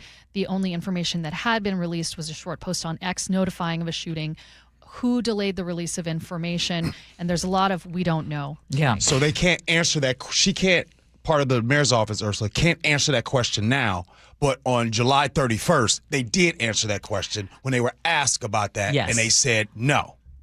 when earlier we were also told that you've got to wait because dignitaries are coming, and so that might have been delayed. I absolutely think that the Office of the Inspector General should be doing an investigation because everyone's trying to do the CYA thing right now and not taking responsibility. And bottom line, as the former King County Sheriff who was just on our show, Surar, said, we don't want this to happen again. There's going to unfortunately be some kind of other big event. And with a very new mayor and new administration and a very fluid situation at the Seattle Police Department, we need to make sure that this kind of where everything that could go wrong did go wrong, that doesn't repeat itself. But I want to say something because Rob Saka's soundbite now we've played a couple of times on here, and I just want to say Surar, when we had her on, said, it could be that they're holding back information because they could be closing in on a suspect. Another officer I know texted in and said, I do think they know who they are, but we don't want to say anything that's going to rock the boat. They could be waiting for information. It could be cell phone data, witnesses, you never know. And this officer's opinion is Rob Saka is a grandstander. So those are different perspectives. But they agree. And there's also a perspective is that they have absolutely no idea. Yes. And that's possible, too. That is absolutely possible. And they're just saying, and like they said, we can't answer. Look, opinion or not about Rob Saka, the simple question was, is there a killer on the loose, yes or no? The fact that he wasn't able to directly answer that. The point being, though, is that he didn't answer that. That doesn't mean there isn't a killer on the loose because obviously people were killed and the gun that was used, the ghost gun, was not the one that killed him. So there is a killer on the loose, which is what Surar said. It's just you don't want to tip off someone who could be potentially about to be arrested. And I've heard police talk about this all kinds of ways, this incident, other incidents, and I think we all notice when this is happening, usually they try to be transparent and say, I can't tell you about that right now. And sometimes they give the reason why off camera or they talk to you, but this is, I don't know if there's a killer on the loose is a different answer than I can't tell you to preserve operational integrity or some other version of that. And I actually believe that that's the answer, that they don't know. Was there anything else on there as well? There were all kinds of things. So where do we want to go here? You also wanted to know about the answer to kind of, there were so many questions about communication, a lot of direct ones. Councilmember Juarez asked a lot about who was there. Councilmember Strauss said, we've had these huge incidents before and we haven't had this kind of delay in release of information. So they just kept hammering people. And you asked about the timing of the OIG report. Mm-hmm. So did Councilmember Deborah Juarez. And then yesterday at about 6:15, we all got a text saying said they've been reaching we're out going to to open, I believe you called it meeting. a independent. What was the term that you used? I used investigation, but you used the term independent review, correct? Correct. Okay. So why are we doing that now? Why were we notified yesterday at 6:20 after everything that's happened and not allowing Mr. Pritchard to be here today, that now we're going to do an independent investigation, and then I'll come back to the timing on that? A few things in there. Allison Holcomb, the director of public safety, says they have been in the works on this announcement for the OIG review for about a week, and we're working on the wording and which experts would be involved. That's what she said later. Detective Pritchard, there's a lot of questions about who was here and who was not here. Detective Pritchard was the PIO, the public information officer on the scene. Council members asked, why isn't he in this briefing? Why isn't Chief Davis, who gave the update that day, who was part of senior command staff on duty, why wasn't he there? There were all these people who were not there at the briefing, so they've called another one. They want to get answers. It's going to happen September 22nd. Thank you so much. Appreciate it. All right, Ursula. Coming up next here on the show, you said and mentioned that we didn't read a lot of people's text messages today. And so let's do that. We'll do some of those text messages. And by the way, if you have any type of response to what you're going on, matter of fact, here's a simple question. Since we or law enforcement usually ask for the help of the public, do you have a clear explanation? Do you know if there is a killer on the loose or not? Text in that answer. Next, Gee Ursula. This is a special alert to all Americans who own a vehicle with less than 200,000 miles with an auto warranty about to expire or with no warranty coverage at all. Due to a decline in the economy, CarShield is announcing a low-cost month-to-month vehicle protection plan that is now available to the public to save any driver out-of-pocket expenses on future auto repairs. Call now to find out how you can pay almost nothing for covered auto repairs. Yes, you heard that correctly. Pay almost nothing for covered auto repairs. An open phone line has been established for all drivers to call for a free quick quote. Call 800-330-8323 now. Drivers who are covered will not have to pay for covered repairs again. This protection plan is at an all-time low. Additionally, drivers who activate this vehicle protection today will also receive free roadside assistance, free towing, and car rental options at no additional cost. Call us for your free quick quote today. 800-330-8323. That's 800-330-8323. What do you have to lose? Call 800-330-8323. Again, 800-330-8323. This is a special alert to all Americans who own a vehicle with less than 200,000 miles with an auto warranty about to expire or with no warranty coverage at all. Due to a decline in the economy, CarShield is announcing a low-cost month-to-month vehicle protection plan that is now available to the public to save any driver out-of-pocket expenses on future auto repairs. Call now to find out how you can pay almost nothing for covered auto repairs. Yes, you heard that correctly. Pay almost nothing for covered auto repairs. An open phone line has been established for all drivers to call for a free quick quote. Call 800-330-8323 now. Drivers who are covered will not have to pay for covered repairs again. This protection plan is at an all-time low. Additionally, drivers who activate this vehicle protection today will also receive free roadside assistance, free towing, and car rental options at no additional cost. Call us for your free quick quote today. 800-330-8323. That's 800-330-8323. What do you have to lose? Call 800-330-8323. Again, 800-330-8323. How would you like to invest in the Seattle real estate market, one of the hottest and most stable regions in the country, and achieve a great rate of return on your investment without the effort of sourcing a deal, the expense and time of building permits, or all the hassles that come with being a landlord? Hi, I'm Scott Rurecka, CEO of Legacy Group Capital in Bellevue. Legacy Group Capital develops local real estate, lends money, and shares the profits with our investors. Diversify with Legacy Group Capital. Invest into our Northwest Fund, which is currently delivering 9% on a fixed rate term. It's our flagship fund for 19 years with zero investor losses. And yes, we do accept IRAs. Find out why 1,300 local investors have invested over $350 million. Invest in the stability and ease of Legacy Group Capital's Northwest Fund. Legacy Group Capital at LegacyG.com. This is not investment advice. Investments available to accredited investors only. Details at LegacyG.com. From whiplash to herniated discs, there are a few car accident injuries we've all heard of. J.P. Pendergast with Pendergast Law explains that even the most common injuries differ from one another. Pre-existing conditions, health history, beginning of treatment. There are hundreds of factors that make every person and every injury unique.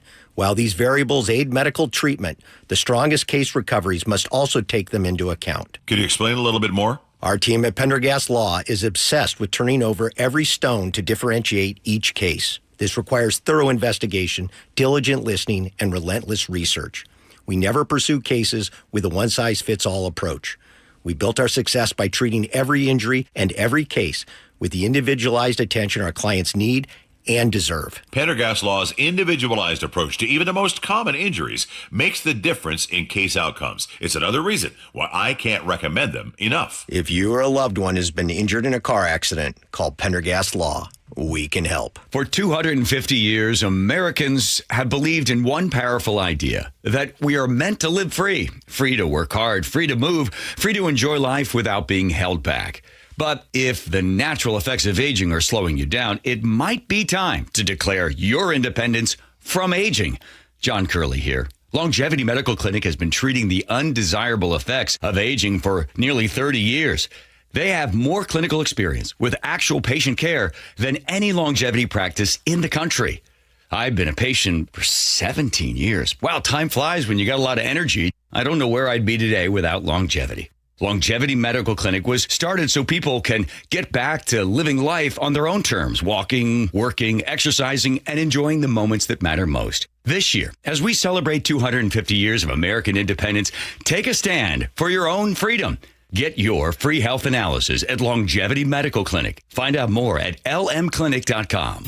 Ready to get rid of that old car? Donate it today at carsforkids.org. Your car can be picked up as soon as tomorrow. Call 1-877-CARS4KIDS to donate your car today. That's Cars with a K.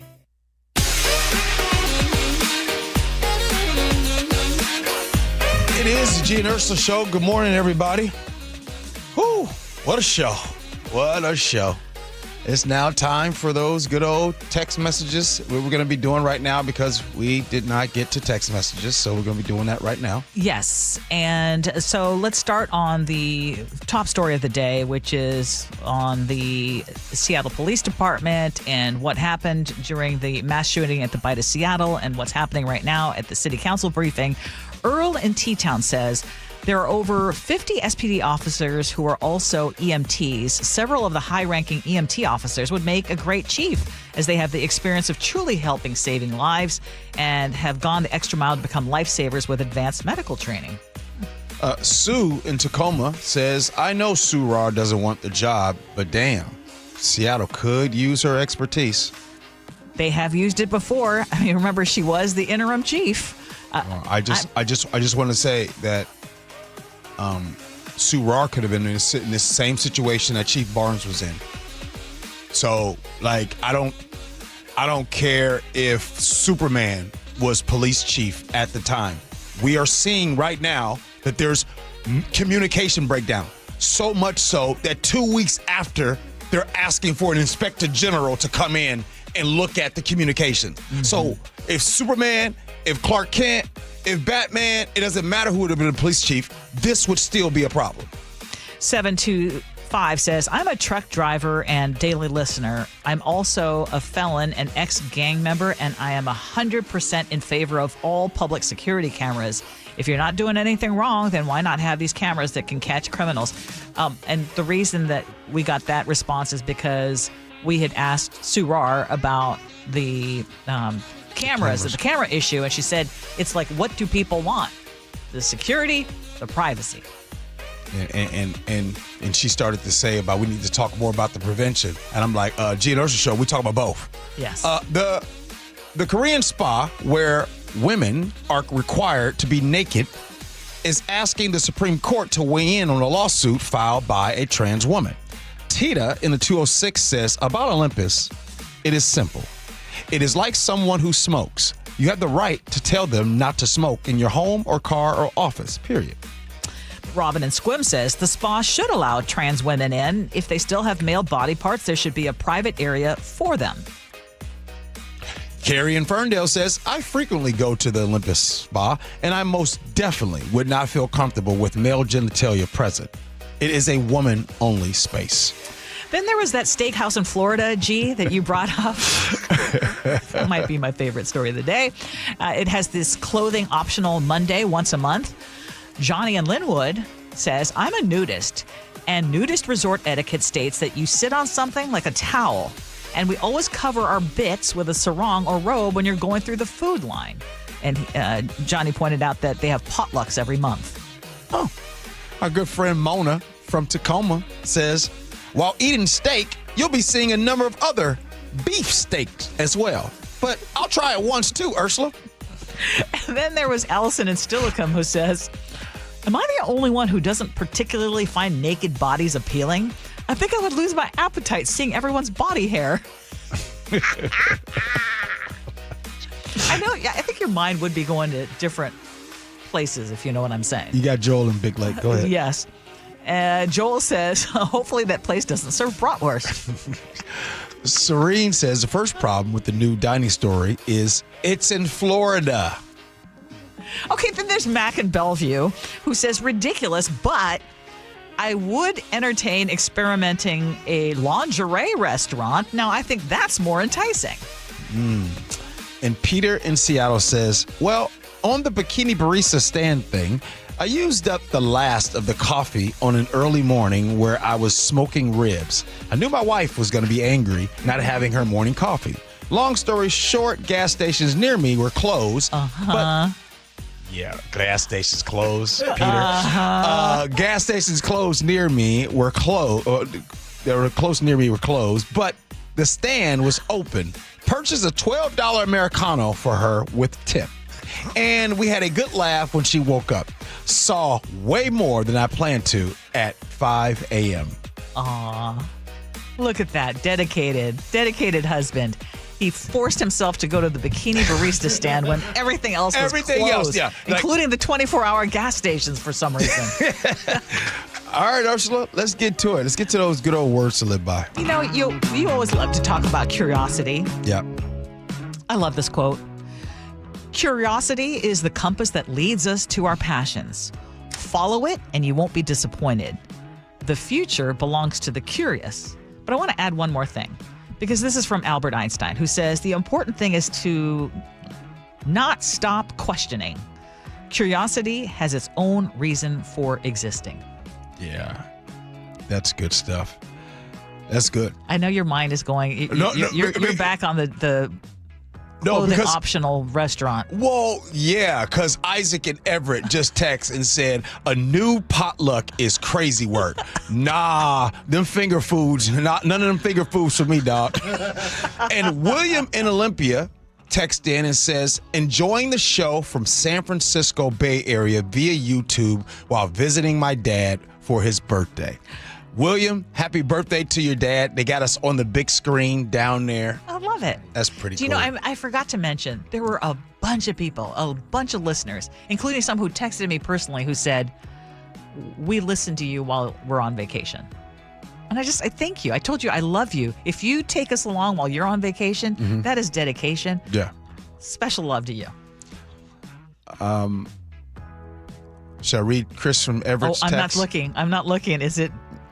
Interesting how you guys are using this tragic shooting at the Seattle Center as yet another tool to attack Katie Wilson from every angle, as if she was responsible for the shooting. Yet we hear nothing about Amar Murphy Payne's killer. Somehow you're not using this to hammer on Bruce Harrell. Maybe that was a deciding factor for voters who chose Wilson in election time. Here's a different perspective. What could Mayor Wilson do that would garner your praise? I am doubtful that she could ever do the right by the corporate interests at KIRO. Clearly, they want her to bend the knee to big money. Just earlier was it just yesterday? We were talking about something that she said that I absolutely agree with. I have a vested interest in Katie Wilson being successful as our mayor. Right now, she has not given us any reason to have faith. I'm speaking for myself. But you know what? I appreciate that listener who is sticking up for her. I got one. I got one for you. Why the 5-hour delay? That's all we're trying to ask. That's just a simple, just answer that. All right, Ursula, we'll do this again tomorrow. Yes. Oh, by the way, tomorrow, Seattle Council member Bob Kettle will be in studio. Yes, so we can ask him about some of this. We'll ask him about a lot of this. He's had some tough words about the mayor. That's right. Thank you, Ursula. Thank you, Mike. Appreciate you. Thank you for good producing. Thank you, Nick. Appreciate you. Hey, the Jake and Spike show is coming in next. Appreciate you for listening. Love you for that. And as always, be kind. Hope you had as much fun as we have. So long, everybody.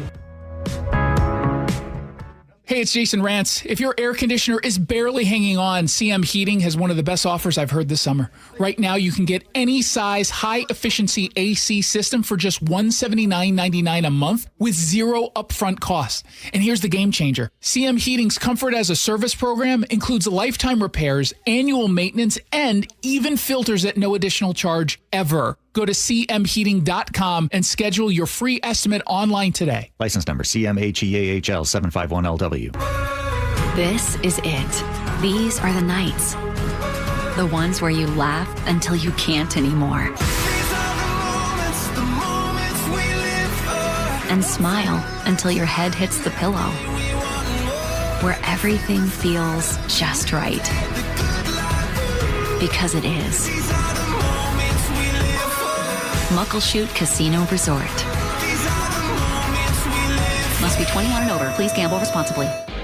You're still glowing, flirting, grooving. You've still got it.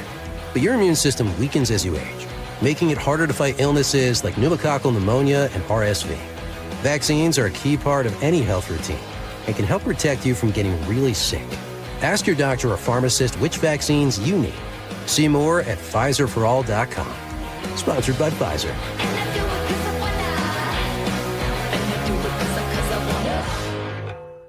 I know that hiring can be challenging. You need someone to match your role perfectly. Well, now you can meet them fast on ZipRecruiter. Build your team, build it sooner. Meet your match on ZipRecruiter. Just head to ZipRecruiter.com/free right now to try it for free. That's ZipRecruiter.com/free. Meet your match on ZipRecruiter. Try it free. Certain industries expose workers to hazardous chemicals. If you worked in a paper or pulp mill, or in aircraft manufacturing or painting at Boeing, and have a child born with birth defects, your child may be entitled to legal damages as a result of your exposure to such chemicals. Birth defects have been linked to toxic chemicals, metals, and solvents used in these industries. If your child was born with brain or spinal cord damage, organ or limb malformations, blindness, cerebral palsy, genetic damage, or other birth defects, and you're a past or present worker in a paper or pulp mill, aircraft manufacturing, or painting, contact us now toll-free at 1-866-99-TOXIC. Your children may be entitled to legal damages. If you're a past or present worker in a paper or pulp mill or aircraft manufacturing or painting at Boeing, and your child has a birth defect, call toll-free at 1-866-99-TOXIC. Your call is confidential. 1-866-99-TOXIC. Message authorized by Weinstein Cajano, 600 University Street, Suite 1620, Seattle, Washington. Progressive Insurance. Progressive can protect your home, auto, boat, motorcycle, ATV, RV, and more. In short, a lot of things. Bundle today at Progressive.com. Man, I love this place. I've been surfing here since I was a kid. Now, seeing my grandson out on the water, it means everything to me. Watching him and taking in the blue waves, the sea breeze, the blurry horizon. If you have geographic atrophy, or GA, subtle changes in vision could mean it's progressing toward irreversible vision loss. Izervay is proven to slow GA progression and could help preserve your vision for longer, so you may keep seeing the world around you. Izervay, or avacincaptad pegol, is an eye injection. Don't take it if you have an infection or active swelling in or around your eye. Izervay can cause eye infection, retinal detachment, or increased risk of wet AMD. Izervay may cause blood in the white of the eye, blurred vision, or a temporary increase in eye pressure. Do not drive or use